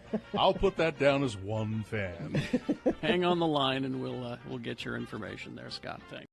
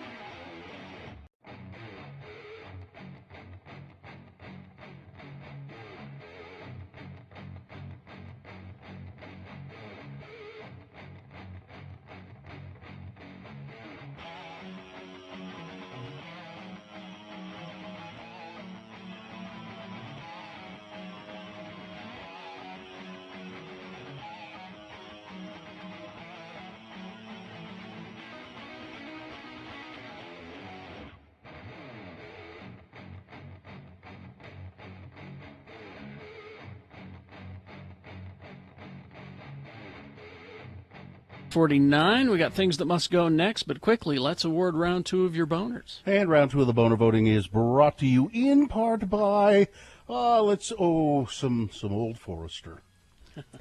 And now's the time at Larry Miller Used Car Supermarkets to buy. Cut your payments in half and no payments for 120 days. Larry Miller Used Car Supermarkets, driven by you. Boner candidate number 1. Hey, you got sheep in there? 16 people thought that was worthy of a boner vote, but not enough to win. Number 2, we're going for reality. HBO Max's Generation TV show that's coming out there. They want to be real, so they used real cat corpses in a dissection scene at a high school class. Now, you'd think that one would win, wouldn't you? Yeah. To quote Olivier, why don't you try acting, my dear boy? It didn't win. It didn't? No. I was going for... I was doing a civil rights protest. Really? The guy who was hanging himself out and waving it around at traffic, then claimed he was doing it to protest for civil rights. I would have thought Hollywood pretentiousness and dead kittens would have won. But you would think. They did not. Nope. There's your winner of round 2. Goes forward, might be boner of the day. We'll find out at 9:20 this morning. That's when Boner Fight happens, and that's when you'll decide boner of the day. Things that must go, brought to you by... Dust, dirt, dander, allergens, no match for Zero Res carpet cleaning. Want the contaminants gone? Call Zero Res right now, just $25 per room. 4-room minimum. Search Zero Res carpet cleaning online to schedule your appointment today. Things that must go on the radio. From Hell Show. These are things that are bugging you, friends of the program. Things that you must have stop. So you can't stand it anymore. You put them in an email and you send them to us, radiofromhell@x96.com. You put must go in the subject line. If we read it on the air, maybe, just maybe, it will soothe your soul, and maybe, even maybe, those things will disappear from your life. Carrie? Okay, I'll start. I know that social media is there to help you exorcise your demons so you can yell out you're frustrated about things, and I get that. But it's not as good as must go. Not nearly, no. And I do. I understand that. But there was an inordinate amount of people complaining about Phoebe Bridgers breaking her guitar on Saturday Night Live. I mean, more than there should have been, really. And I can't You know help but why? think Because she's a girl. Because she's a girl. Yeah, that was going to be my point. Because I see rock stars doing stupid things all the time, dressing stupidly, saying stupid things, and I've not seen the outrage like I did with this one. And all I can figure is that how dare a girl smash a guitar? That's what it is. Guys have smashed guitars all the time. Nobody ever says anything about it. I don't understand what the outrage was about. Plenty of things to get angry about, but her smashing a guitar on Saturday Night Live seems silly. Let's see this one, and I want to know. It says, "Please don't use my name, but I need to know what this person does for a living." Because listen to this. Here are my things that must go. My bosses pushing for us to write to senators about bills they don't agree with. Whether I agree or not, it makes me uncomfortable talking about anything political in the workplace. It's illegal. It's illegal. It is illegal, isn't it? Yeah. So I'm curious as to what this person does for a living and what the bills are. So, go ahead and email us anonymously and let us know. Why not? Let's see. Also, people leaving shopping carts in the aisle and then walking back and forth to it with an armful of groceries. It has wheels for a reason. That's illegal, That's illegal. Tell us what store that's happening at. That. And finally, this person, foggy glasses. Oh, yeah. Well, we've told you how to fix that. Yeah. And speaking of advertisers, my second things that must go also is don't use my name. But all they do is complain about commercials. The people that pay our bills. So I'm not exactly going to throw that on the air. Sorry. We're grateful for the commercials. We are. We're grateful for that. So thank you. Who's next? I'll go next. My own here. People, Republicans who treat Ronald Reagan like he's a saint must go. Yes. I'm telling you, Ronald Reagan ignored the AIDS crisis for years, and thousands of people died because of it. Mm-hmm. Ronald Reagan cut funding for mental health, and hundreds, thousands of people who are mentally ill were released on the streets because there was no place for them to go. Ronald Reagan, by the way, raised taxes twice. Mm-hmm. He raised taxes twice. And then there's that whole Iran-Contra thing. Ronald Reagan, you stupid Republicans, was no saint. Saint Reagan. Not a saint in the slightest. Nope.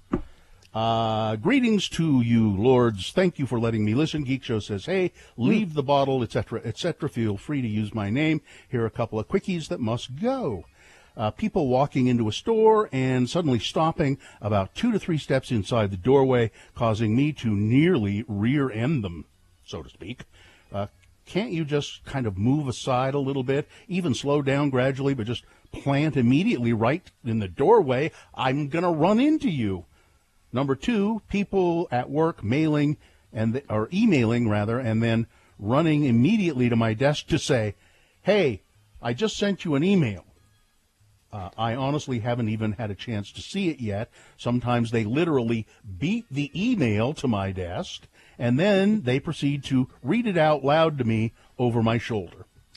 Yeah, it really is neat. Even better in these pandemic times when you do that. Thank you for making your Must-Go magic. I hope it causes these things to disappear. Thank you, Brent. By the way, my wife works with Gina's sister, the good-looking one. They are all good-looking. This one says, don't use my name, but I'll be quick. Mike Lee. If you don't know why, you should try listening to the garbage that falls out of his mouth. Thanks for letting me listen. All right. Gina? Dear Lords and Lady, a few things that I would like to be gone. Me constantly hearing that teachers in public education don't care about students. As an educator, I can say that my colleagues and I care a great deal about our students. I can't tell you how often I've seen my fellow teachers try so hard to help students learn and do what they can to make them feel included. When students struggle to succeed or find a place to belong, it bothers us greatly. The truth is we're not perfect, but we try not to use it as an excuse. People having conversations on social media about highly complex social issues. These topics deserve more attention and thought than bumper sticker treatment that they get on social media. People not understanding trail etiquette must go. Yeah. You can walk single file with your friends and you should only be on the left side of the trail to pass. It's just like driving on a two-lane highway. You There you shouldn't go. be forcing people off the trail just to get around you, because people will walk, 2 or 3 abreast rather than in single file. Thank you for all you do. I've been listening to your show since I was in high school in 1998, and it keeps me sane. Wow. Next one. Hello, lords and lady. I have one very big must go. Child care workers being excluded from the immunization rollout. We've been considered essential workers for doctors, nurses, children working on the front lines from the beginning of COVID, have been exposed to COVID numerous times during the pandemic. We still show up every day, provide quality care to these children with a smile on our faces. We're shocked to see K through 12 teachers included in the immunization rollout, but child care workers nowhere to be found. Yeah, that doesn't make any sense. No. They should have that. Please, anyone who feels that child care workers should be a priority on the immunization rollout, reach out to Governor Cox's office and let him know. And she gives the phone number, 801-538-1000, or go to governor.utah.gov to send a message. This is a must-go that's trying to help herself with information. That's helpful. That is. Thank you. Things that must go on the radio. Traffic, Gina. Crash eastbound I-80 at milepost 123, the I-15 junction in South Salt Lake. Right lanes being affected there. Crash in Ogden south of 24th Street, taking 2 left lanes at the shoulder. Delays are back to 12th Street. And it looks like that is it. If you see something, you can text it to us, 33986. All right. We will take a break. We will be back. Boner Fight is on the way. Stand by for that. Also a reasonable amount of news. Well, let's see. Proflowers.com. Of course, Valentine's Day is coming up. And I know what you're thinking. You're going to go, I've got a couple more days. No, do it now while you're thinking. You're sitting in the parking lot. You're going to go into work, or you're getting ready to turn on your computer to work. I know you don't work at work. Go to proflowers.com. Do like I do. During the show, I order ProFlowers from proflowers.com. But make sure to take care of this before Valentine's Day. Now, I like to order my ProFlowers at least once a month, so I have some regular fresh flowers on my kitchen table. But this is for Valentine's Day. For a limited time only, you can save 20% on your next purchase from ProFlowers by using promo code X96 at proflowers.com. So if you're looking for a way to say you mean the world to me, send a bouquet with ProFlowers. Their Valentine's Day selection is going fast, so that's why I'm saying you better do it right now while you're thinking about it. So remember the promo code X96 for 20% off your next purchase. That's proflowers.com and the promo code X96. I didn't see any of this. I just heard it secondhand. I had a major breakthrough with Gina this weekend when we were in L.A. I got her drunk 3 times. He did. And it wasn't hard. Really. It cost him a total of $10 for all 3 times. Each time. He's a cheap drunk. Well, see, this is a little secret. You don't take a girl to dinner and then drinks. You always take her to drinks first. Sure. Because she's drinking on an empty stomach. Yes, she is. Now, you tell me what you remember, and I'll fill in the holes. Well, I remember... Because there were some things that she said that she doesn't remember. I think you're making stuff up to make me think I was drunker than you think I am. I'm not making anything up. I don't need to. To make you thinker than I drunk I am. Yeah. So the first night we were there, Bill was with his family doing family stuff. So Carrie... Every night? Yeah. Yeah. So Carrie was babysitting me. Because Gina has to have somebody babysit. Because I was all alone. Usually it's both of us, Carrie and I. And when it's Carrie and it's me babysitting Gina, it's like those old cartoons with the little devil on one shoulder and the good angel on the other shoulder. Carrie, of course, being the little devil. Carrie's been trying to get me drunk for years. Well, I begged you to start drinking. Yeah. And I wasn't doing it on my own. And I always say, no, you don't have to. It's okay. So we go to Trader Vic's, which is in the hotel. It's connected to it's an old hotel, so there's no straight route to get to Trader Vic's. You have to wind through hallways and...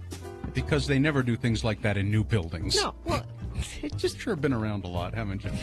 It was a circuitous route to get there. Sure. And we sat down, and Ben, the bartender, brings over the menu. And this is the menu of the drinks, not the menu of the food. Trader Vic's famous for its big frou-frou. Fruity drinks. Drinks served in coconuts with parasols and giant chunks of, watermelon and pineapple. You can buy Trader Vic's syrups and things for drinks. And I said, well, I'd like a margarita, because that's whenever I do actually have a mixed drink, that's the one I have. And I said, do you think I can get one? And she doesn't here? have a real margarita.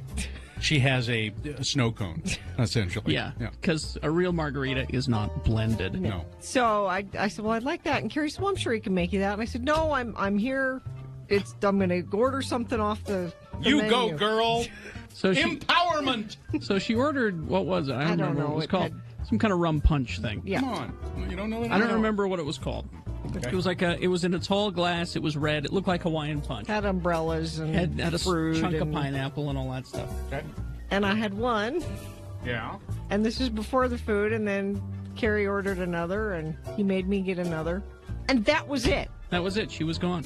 Where did she go? Empty stomach, drink and a half. She was in outer space. I was giggling, and I kept leaning on you, I think. You did. Did I touch you a lot? Mm-hmm. Yeah. But then you told me after the fact that I was saying I want you to things. tell me what you remember. Then I will fill in the holes. What do you remember after that? I remember I ordered a steak. Uh-huh. And you like the steak. You ate was ate good. it all. Yeah. And, lettuce wraps. I had some lettuce wraps. She was proud of the fact that she had a lettuce wrap. Yeah. And this is all after one drink. Yeah. I had a fortune cookie with a misspelling on it. Oh, did you save that? Yeah, I did. Okay. I have that. That's all I remember, really. You remember going back to the room? Did you guys go back to the same room? Or did you just wake up in your room? No, I went back there somehow. You went back to your room and then you watched Dances with Wolves. Oh, that's what I did. That's what you do remember. Because it was on HBO. Although I always have to turn it off when the white man comes, because that's when it gets sad. I always have to turn it, which implies, of course, that she watches it over and over and over again. Okay. So that's what I remember. That's what you remember. Okay. What is she leaving out? A lot. What?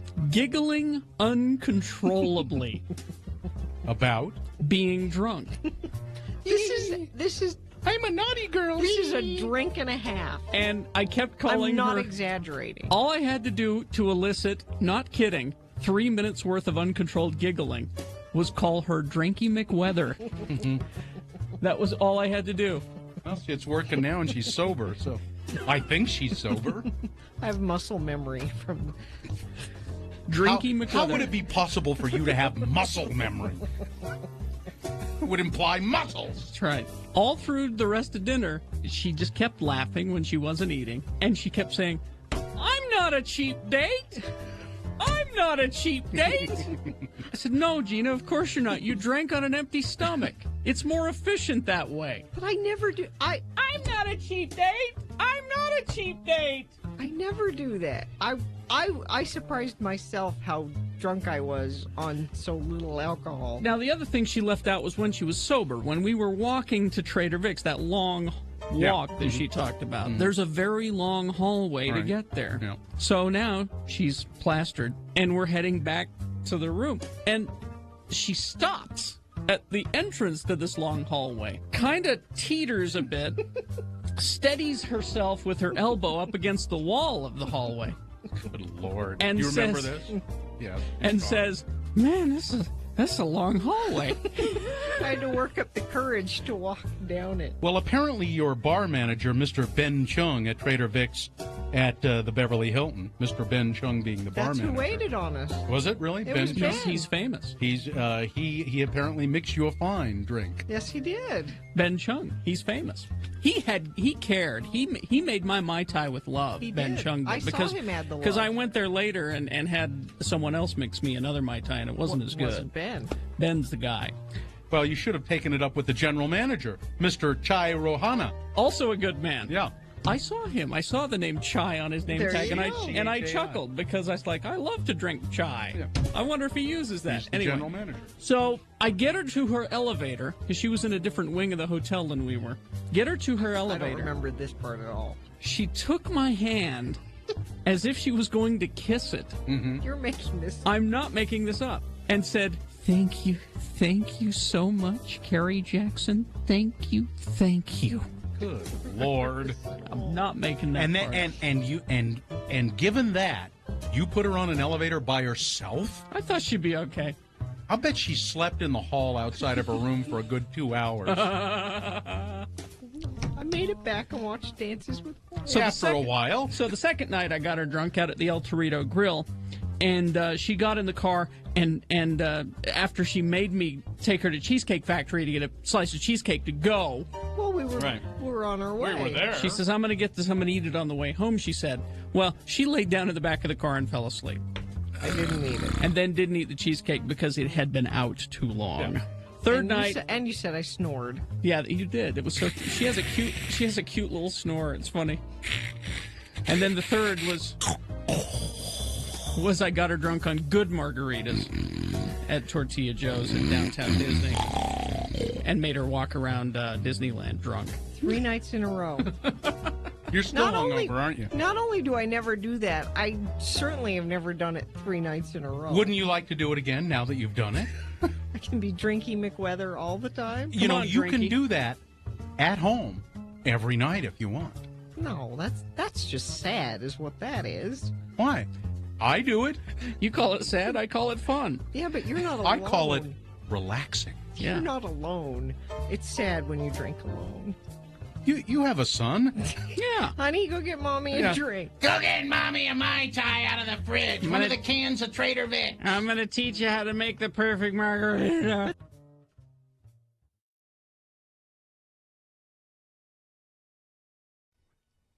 Bob's House of Hose.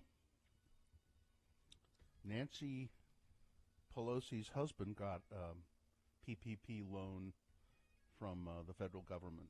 Did Bob's House of Hose get a PPP? I don't know. I'll have to check with Bob and see. Bob's House of Hose did not receive PPE.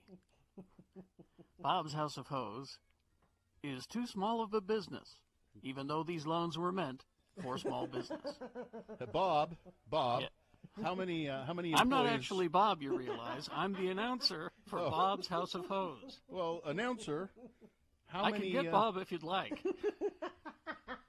Is he there? Bob's here in the sound booth with me. Oh, nice.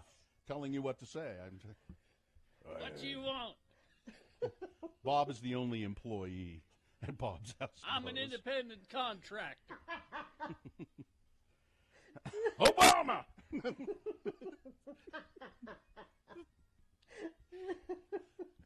Says Bob House of Hose. Obama! Contrary to popular opinion, I'm not Bocephus.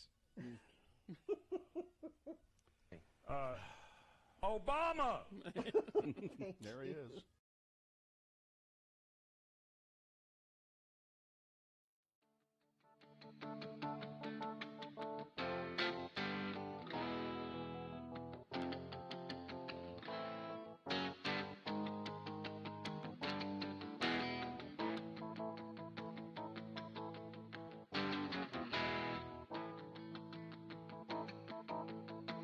Because? Yeah.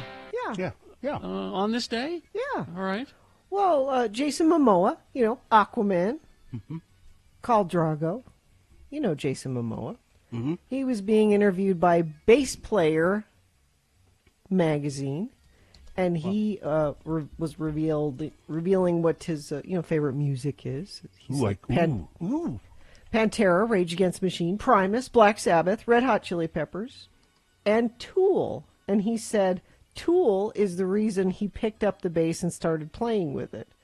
He said, it was my assistant's birthday, and she really loves Tool, so I borrowed a bass from my buddy, and we played sober for her on her birthday. Right then, my passion for bass exploded the moment I put it on. I could just feel the connection. It was all over, and it was all thanks to Tool. So Wait a minute. Back up a little bit. My assistant. Is that what he said? He said it was my assistant's birthday, and she really loves Tool. Mm-hmm. So he played her a song for her birthday. I wonder what she assists him in. You don't think Aquaman needs an assistant? I don't, unless she, maybe she keeps his creel full. I don't know. Well, she's not picking up his dry cleaning. I don't think he has a lot of dry clean items. Get me another bottle of Suave. She sharpens his axes, maybe, because he's an axe thrower. He might do that. Of course, Jason Momoa has an assistant. Mm-hmm. I just don't know what she would be assisting him in, but I'm just trying to picture what sort of duties on a daily basis. Haven't you said before that you could use an assistant? Well, yeah, but I'm a busy person with a lot to do because I'm a plebe. Jason Momoa. You don't think Jason Momoa has a lot to do? No, I don't.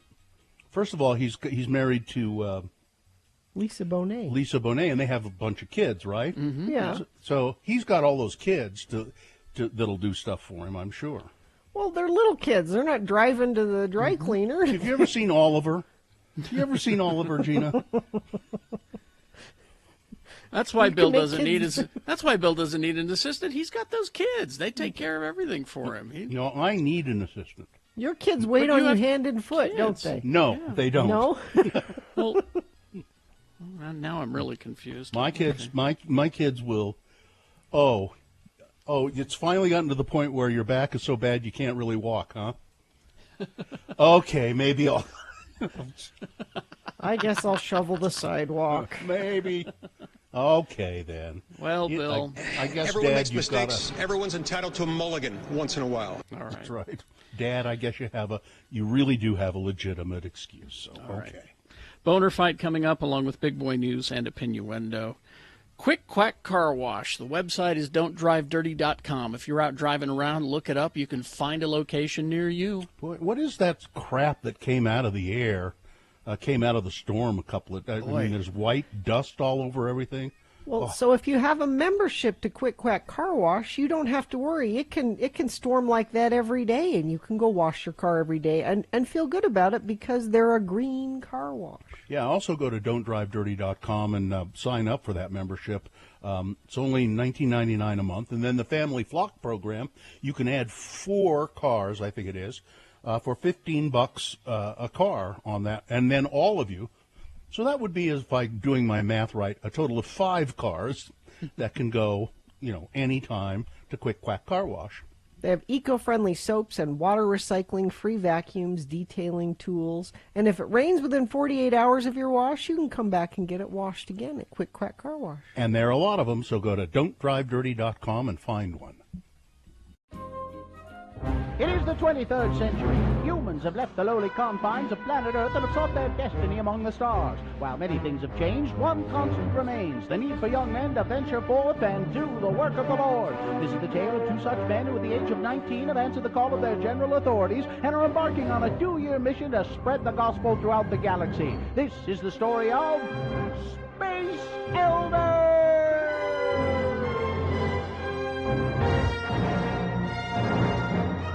Today, we find our elders tracting on the ice planet Hoth. Oh, man, it's cold out here.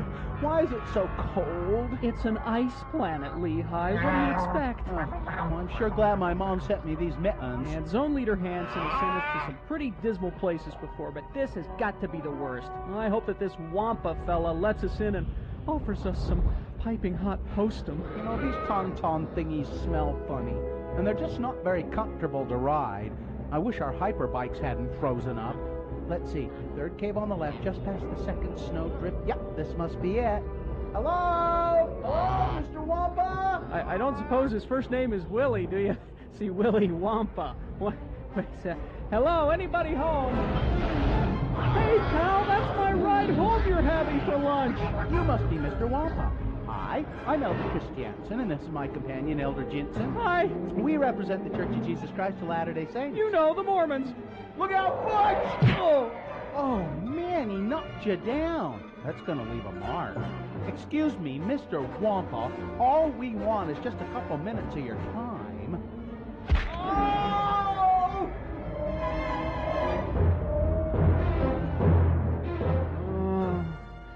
Oh, man. Where am I? Oh, heck. Hey, Lehigh, wake up. Oh. Wake up. Oh, what in the flip? This is just great.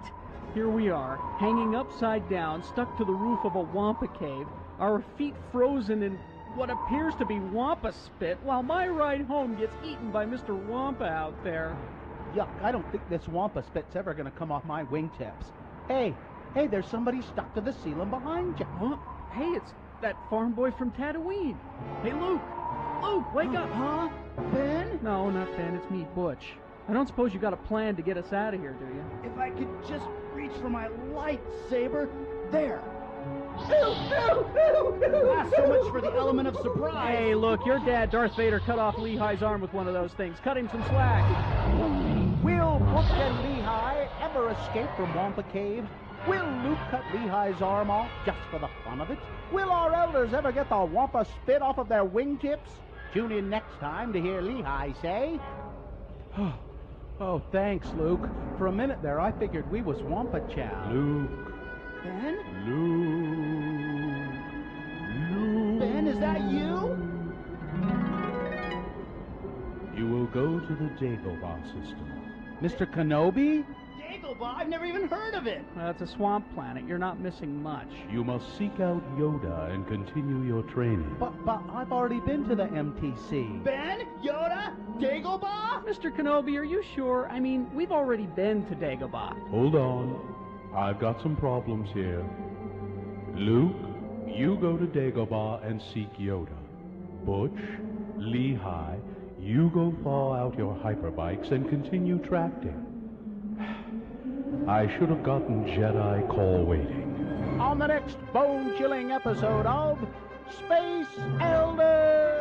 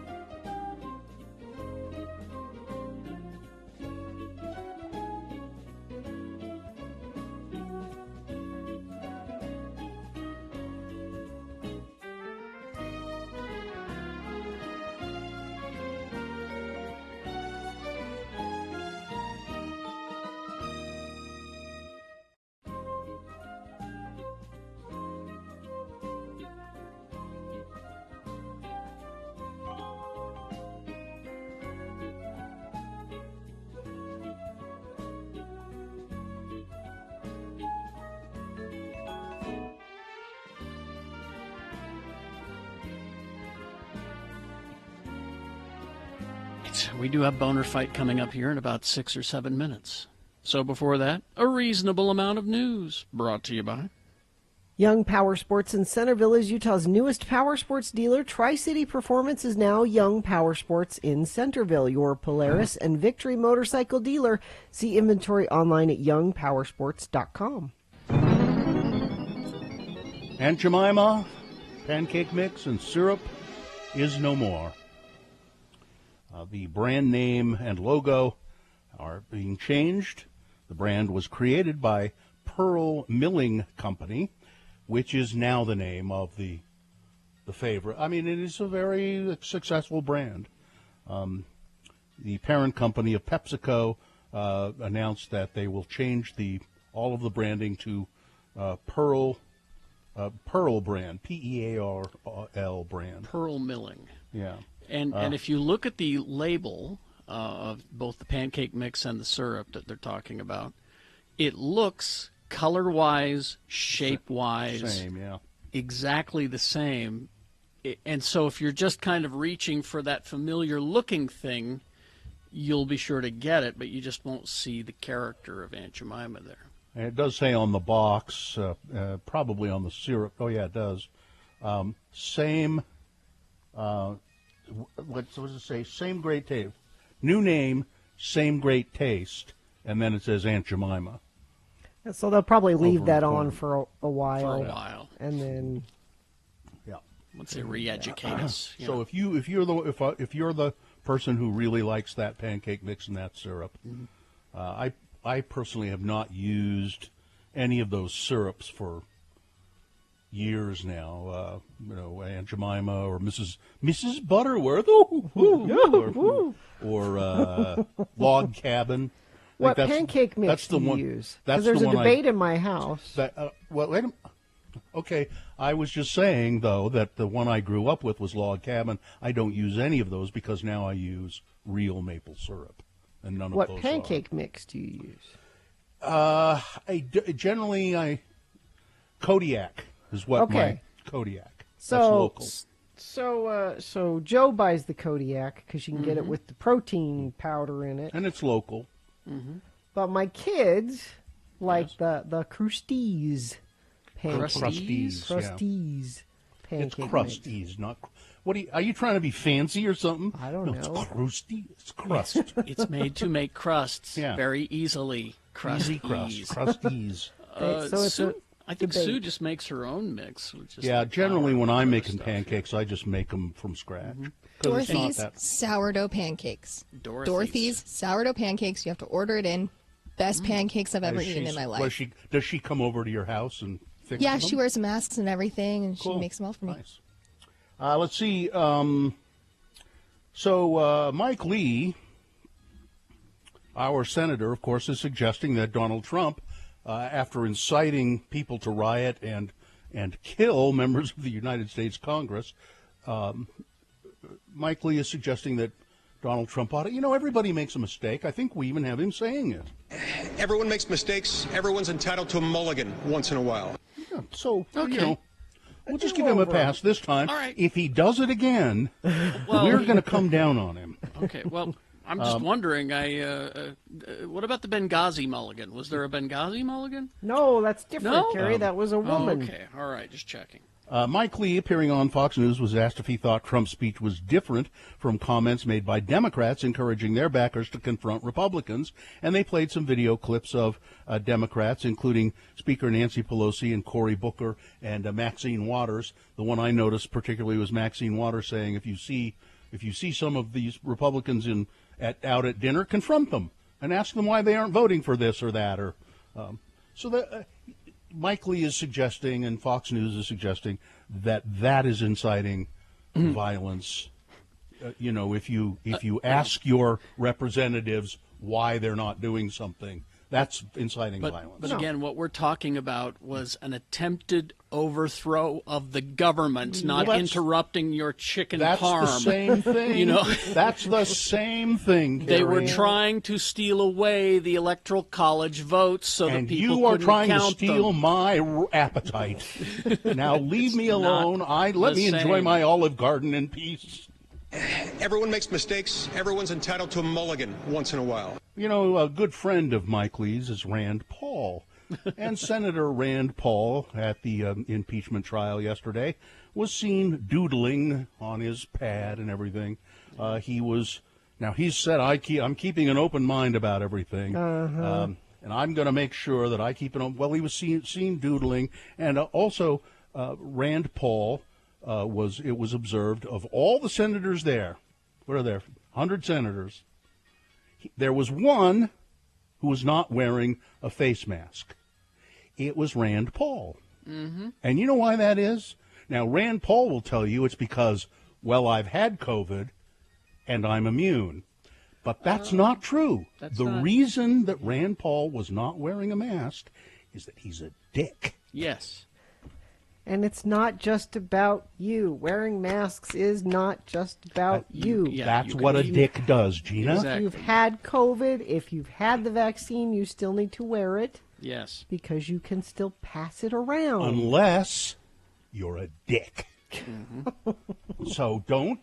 Rand Paul gets a pass with all that stuff, Gina. Well, I mean, because he's a dick. Everyone makes mistakes. Everyone's entitled to a mulligan once in a while.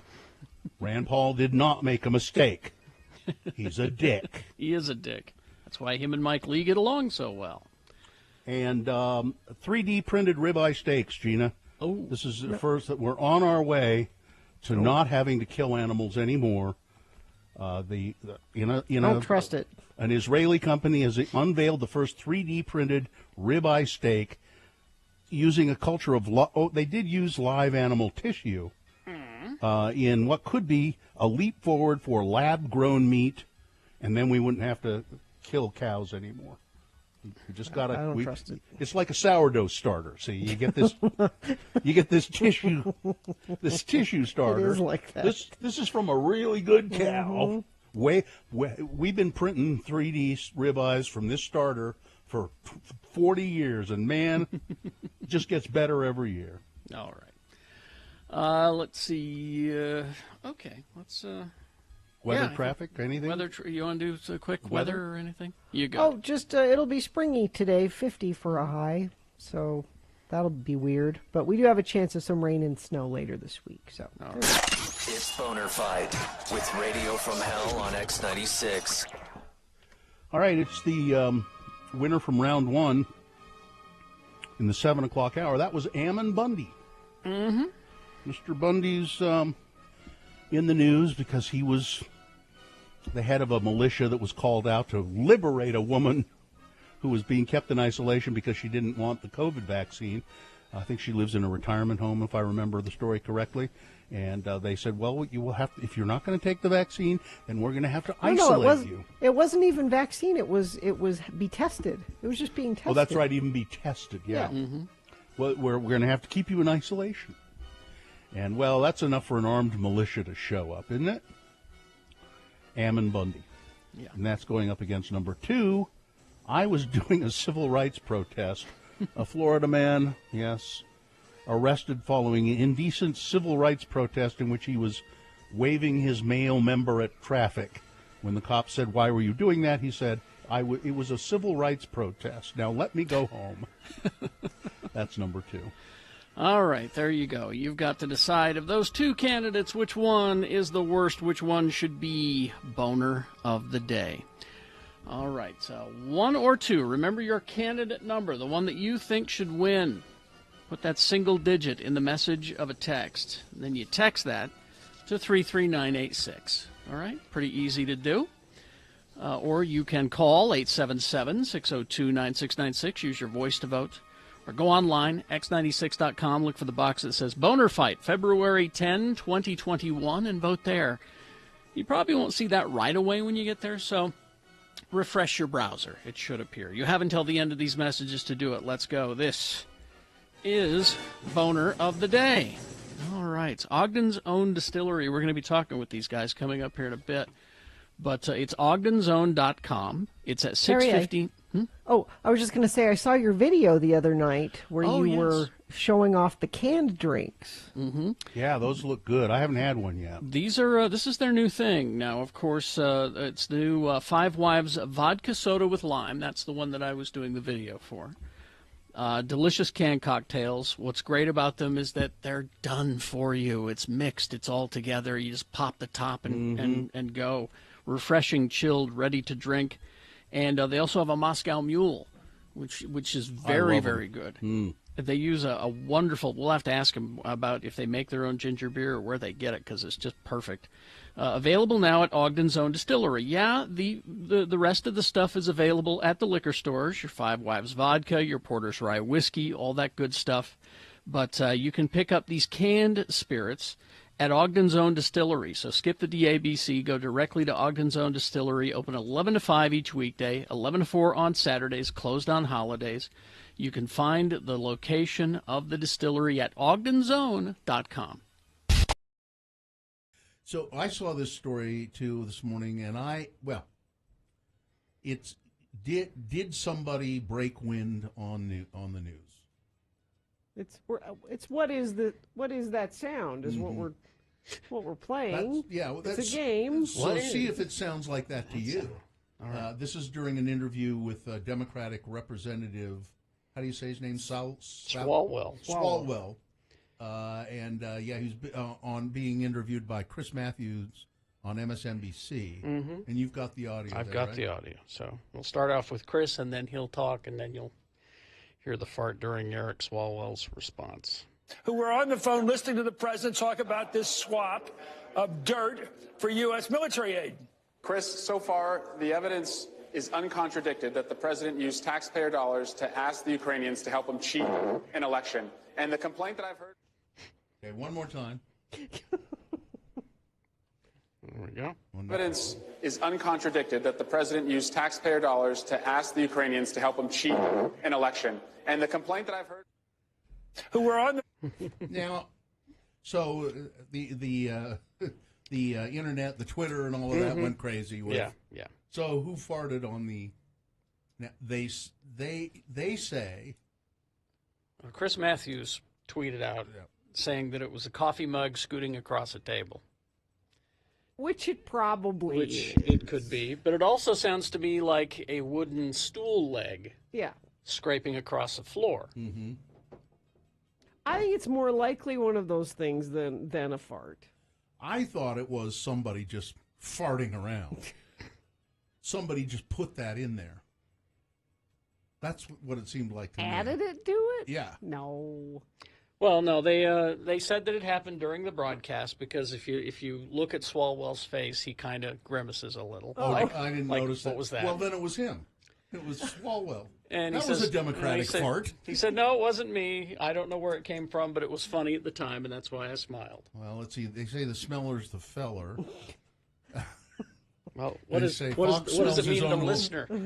The listener's the what? I don't know. That's what I'm trying to. The hearer's is the bearer. I don't know. I thought he who smelt it dealt it. Well, it doesn't indicate that he smelled it. It indicates that he heard it. Yeah, so we don't know if he dealt it. Fox smells his own hole first. That's what they say. Taxpayer dollars to ask the Ukrainians to help him cheat an election. And now he pauses a little bit there. Yeah, just kind of because Well, he's that's why sneaking it. He thought he could sneak it out. He kind of goes, "Whoa, what was that?" Huh? Although wouldn't he'd sort of have to have a microphone near his. We don't know if it was whether ventilator. it's his or Chris's because they leave Chris's mic on as well. Oh. So Well, what Chris is claiming is that it was his coffee mug going across the top of the table. Okay, then it's Matthews, and you can look at him. He's a farter. He's a farter. Yeah, he gets too excited about stuff, and the president used taxpayer dollars to ask the Ukrainians to help him cheat an election. And yeah, that Cheat pause. That pause is that tells me he knows it's coming. The pause is unfortunate. That tells me he knows something's happening. What, you mean like he leaned up? So Like he tried to one-cheek sneak? A one-cheek sneak while he's standing up? Because, you can't fart in those hearing rooms. They're so condensed and all those people. People would go, God, who did that? Well, actually, that's the better place to go because there's so many possible... Wasn't me. Wasn't Wasn't me. Where was I yesterday? I was in a car with some people, and I won't say who, but I kept thinking, somebody is stinking this car up. And you don't want to say anything because you'll embarrass somebody. Yeah. Mm-hmm. to help him cheat an election.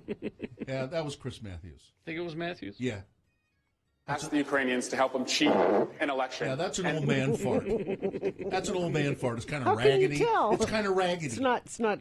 Yeah, it's not strong, full-throated. It's kind of raggedy and almost wet sounding. Oh, and here are the rhymes that we were looking for. He who denied it supplied it. Oh. Yeah. The blamer is the claimer. Yeah, there you go. Thank you, people who All right. listen to the show. You're smarter than we Thank you are. very much. Very good.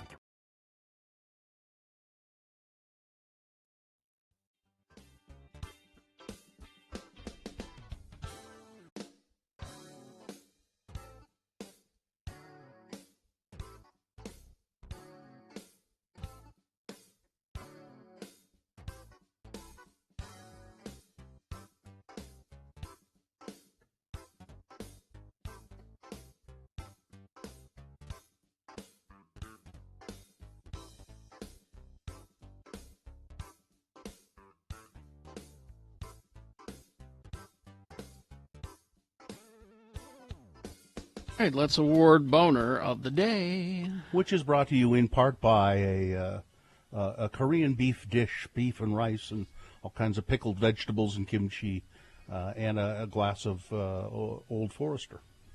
And thinking of buying a new car? Think Young Subaru, located at 3920 Riverdale Road in South Ogden. Browse inventory online and set your appointment today at youngsubaru.com. Boner candidate number one in the 7 o'clock hour was Ammon is one of us. He's part of our heritage. He sprung out of all of this, and now he's building a U.S. militia to take on whatever the righteous cause needs to be taken on in this country. Going up against, I was doing a civil rights protest. There's a story of a guy in Florida who whipped it out and waved it at traffic, and he said he did it because it was a civil rights issue and civil rights protest. Yeah. But he did not win. Clear-cut winner, Ammon Bundy. The militia is winner of Boner of the Day. All right. There you go. That's your Boner of the Day for today, February 10, 2021. Now qualified to be Boner of the Week. All right, go ahead there, Katie. Let's. The following is a sponsored feature. Let's get Steve on the phone. Steve Conlon from Five Wives. Steve Conlon, Ogden's Own Distillery. Good morning, Steve. Good morning to y'all. How are you doing? Good. You know, the only reason I had some Old Forester last night is I didn't have any Madame Petrini gin on hand that you guys make. I love gin, and I love that gin. It's just delicious. That's very sad. We've got to sad fix that I didn't that have- situation. Yes. I do. Yes. I do. Well, so but I know you've moved into these canned cocktails now, which I think is Yeah. just a wise thing to do. How did that all come about? Well, we've been planning on it for a while now, and given the just the nature of coronavirus and everything last year, we didn't get to it for summer last year. But we're launching a bunch this summer. We've launched our Five Wives vodka sodas and our Five Wives Moscow Mules, which I think Carrie's had a chance to try. Oh, yeah. And we have some more on the horizon, and you'll be happy to hear we're probably going to have a Madame Patarini gin and tonic out very soon. Ooh, So- nice. Yeah. Yeah. So You know what these we're are? hoping to You know what these are Summertime good drink. for? We're doing a lot more, gathering outside. If you have people over to your house, you do it outside. How great to just have a big tub full of canned cocktails that everyone can just grab their own, and they're already pre-mixed and pre-made and ready to go. This is great for entertaining. Exactly. And, there's 2 cocktails per can, too. So, you got to drink responsibly or share with a friend. But no, there yeah, isn't they're 2. great There aren't products. 2 in there. They're not 2 in there. As far as I'm concerned, there's only 1 in there. Well, 2 servings, shall I say. Yes. So, but we're really proud of them. They're available at our store up in Ogden right now. Is the only place you can find them because the DABC hasn't brought them in yet. We're expecting that to start happening in the coming months. But you can jump on the DABC website and special order them, and we will deliver them to the liquor store that you order if you put in there. Yes. So you just have to buy a case at a time. That's the only catch with that. Well, that's okay. Case of gin and tonics for Bill. Yeah. He'll take that. Can I ask you a question quickly about Madame Patarini? I was looking up some stuff about because I wanted to refresh my memory of the story, and it was Brigham Young's son who had quite a career as a female impersonator here in Salt Lake. And I see that Madame Patarini lived into the 1930s, I think died in 1933. Are there any recordings of him singing or videos? Or, not videos, Not but that I'm film? aware of. We did find, I have found an older picture of him, like probably when he was in his 60s or 70s. Just as a, shall I say, a normally dressed person in a suit. Yeah, a man. He was dressed as a man.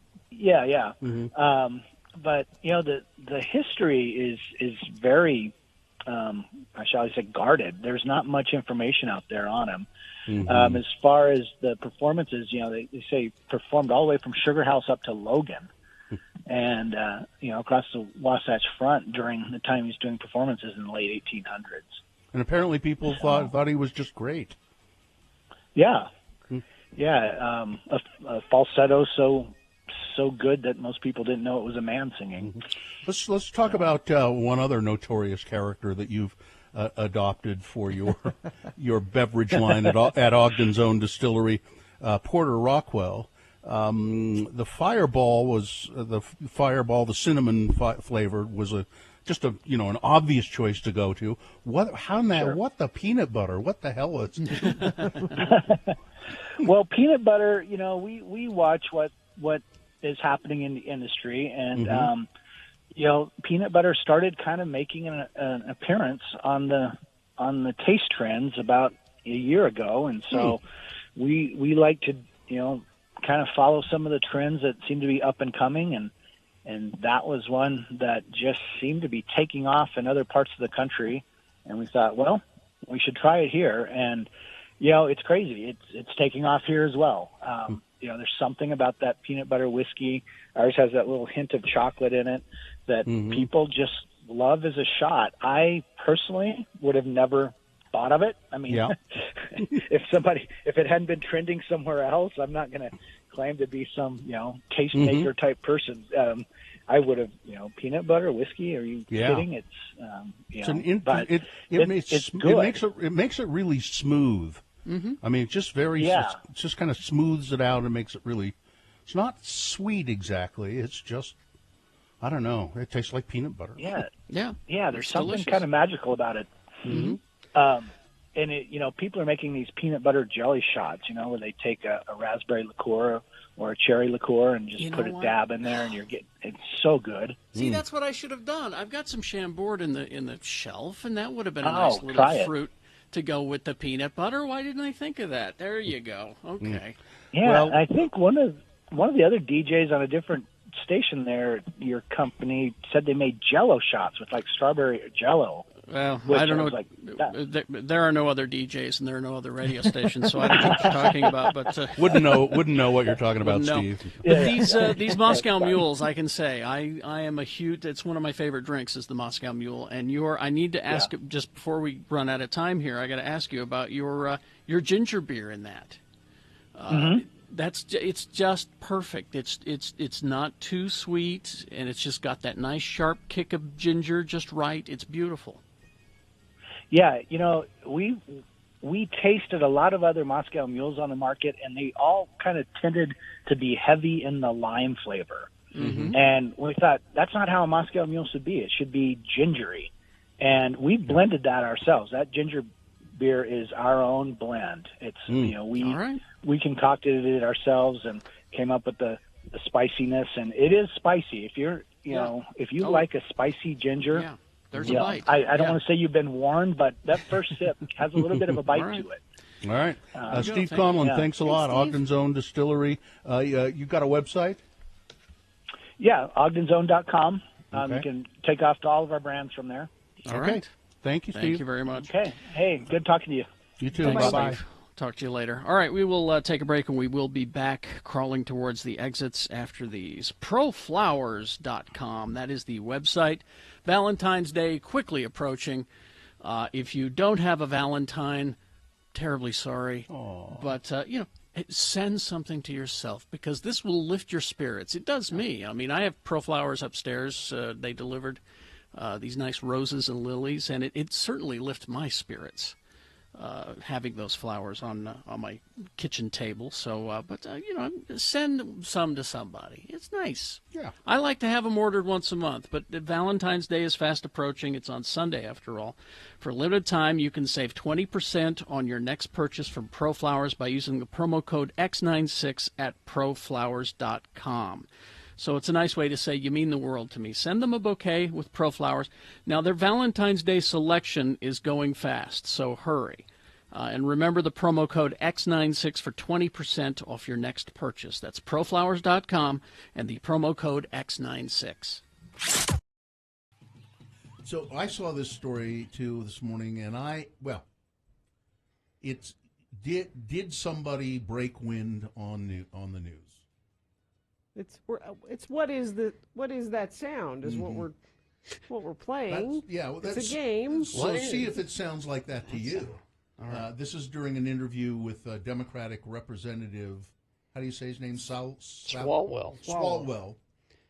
He's on being interviewed by Chris Matthews on MSNBC, and you've got the audio. I've there, got right? the audio. So we'll start off with Chris, and then he'll talk, and then you'll hear the fart during Eric Swalwell's response. Who were on the phone listening to the president talk about this swap of dirt for U.S. military aid. Chris, so far, the evidence is uncontradicted that the president used taxpayer dollars to ask the Ukrainians to help him cheat an election. And the complaint that I've heard... Okay, one more time. There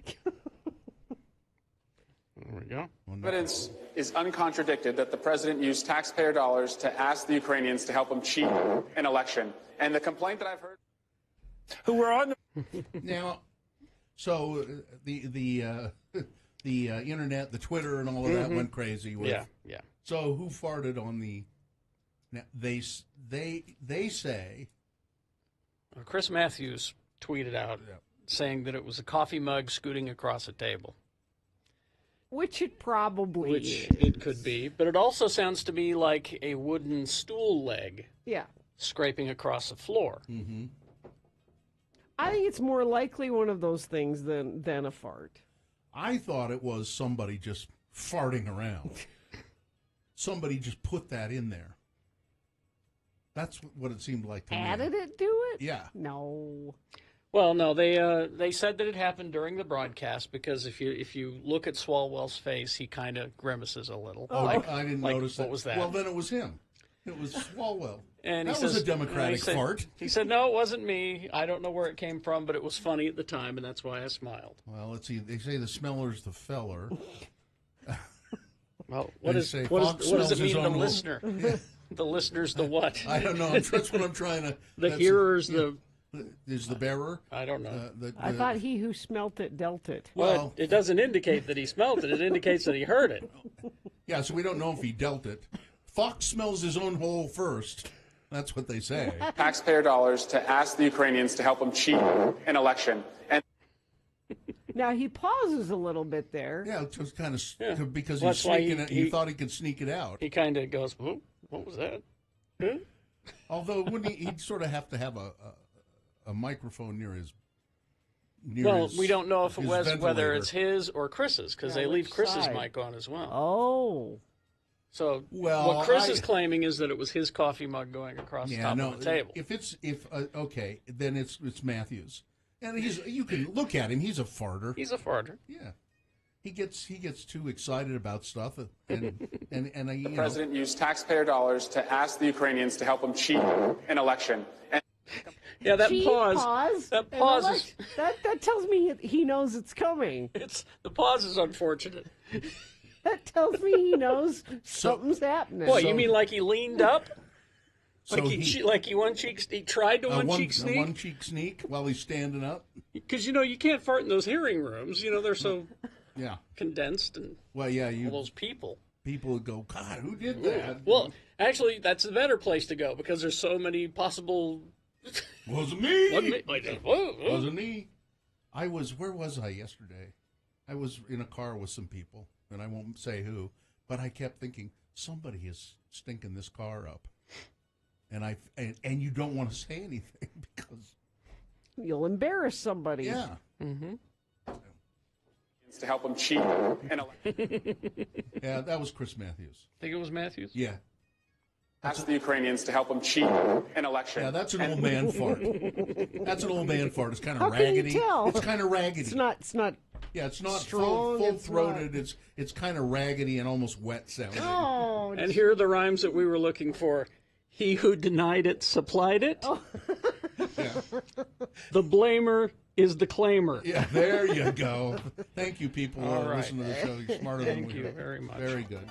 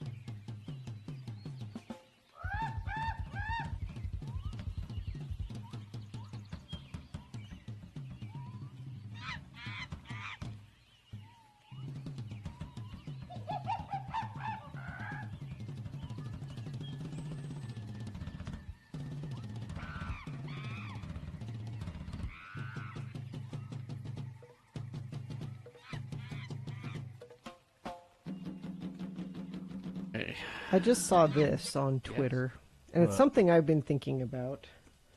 It says, let's take a moment to consider our COVID puppies. What are we going to do when this is over? We love them madly, right? But they're the most spoiled generation of canines in history. And I've really been worried about this because Riley, my dog, has not been left alone in a year.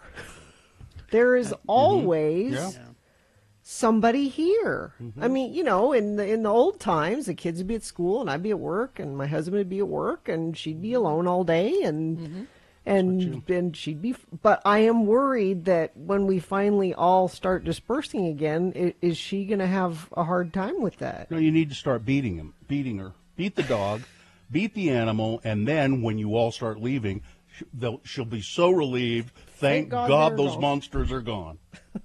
Have you thought about this, Carrie? Yes, actually, because we were talking about maybe getting a third. Oh. It's come up. And I'm like, hon, the world is slowly getting back to normal. Mm-hmm. We're going to want to travel pretty quickly, I imagine. Yeah, as soon as you're able, you're going to bolt.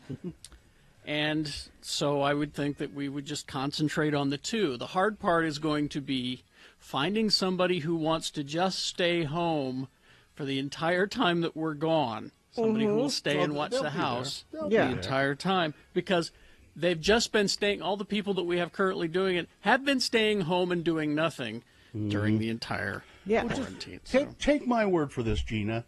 It worked for kids. It'll work for the dog. You beat the dog, and then they're just glad when you leave them alone. Same thing what happens with kids. It's just never.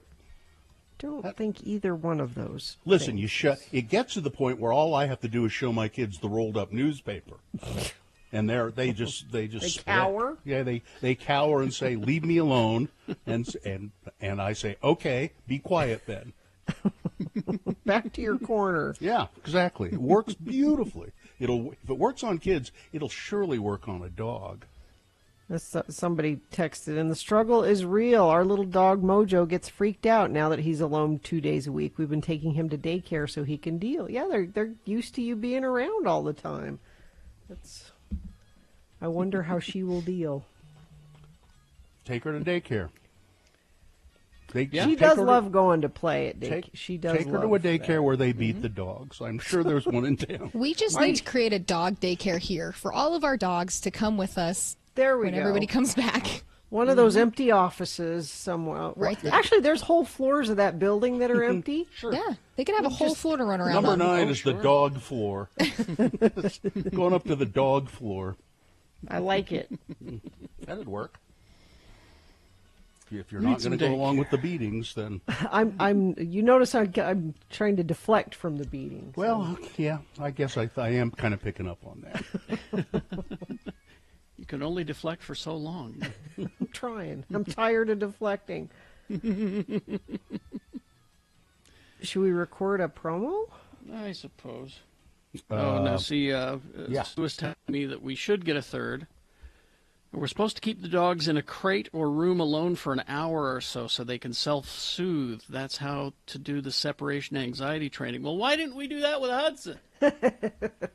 Yeah. Carrie's yelling at the ceiling because she's upstairs. Is that what you're... Exactly. But you notice he didn't yell that very loud. But of course she is also listening to the show, Carrie. So yes, that's true. People are saying we should have cats instead of dogs because cats don't mind being left alone. No, They're they like, don't. whatever, you're here still. Mhm. When are you going to leave? No, they love it when you're there. They do. They love it when you're there. Mhm. But when you're gone, it's like, okay. I guess I'll be all right. Now I can sit on the table and they won't yell at me. Everything's good. Everything's fine. Yeah. Oh, because he was too cute to be alone. That's why. Aw. Oh, come on now. Come on. All right. That's what Let's my do the mom promo. always said about me. Let's do the promo and get out of here. You ready? We are slowly crawling to the end of the week, but that doesn't mean you can skip Thursday's Radio from Hell show. We all know that on Thursday we get the latest geek news at 6:45 a.m. And right after that, I challenge you to a trivia battle with Beat Gina. And then we have Radio from Hell face masks up for grabs for anybody who thinks that they are brave enough to go up against that woman there, Gina Barberi. Of course, Mayor Mendenhall's back for our Salt Lake City update at 7:45, followed by Sean Means at 8 a.m. with his movie reviews. It's all happening on Thursday's Radio from Hell show, X96. It's a little uncomfortable talking about Beat Gina after that. That obviously, I hope, joking discussion of beating animals and children. You know what I heard Bill Allred say today? That you should animals beat and your kids. animals. Okay. All right. I'm done. I think we're good, right? Okay. All our business taken care of? Uh-huh. Fine enough. Fine job, Katie. Thank you. Live long and prosper, bitches. Don't you know who I am? He's too cute to be left alone. Thanks. Corey is next. A 1 hour nonstop music.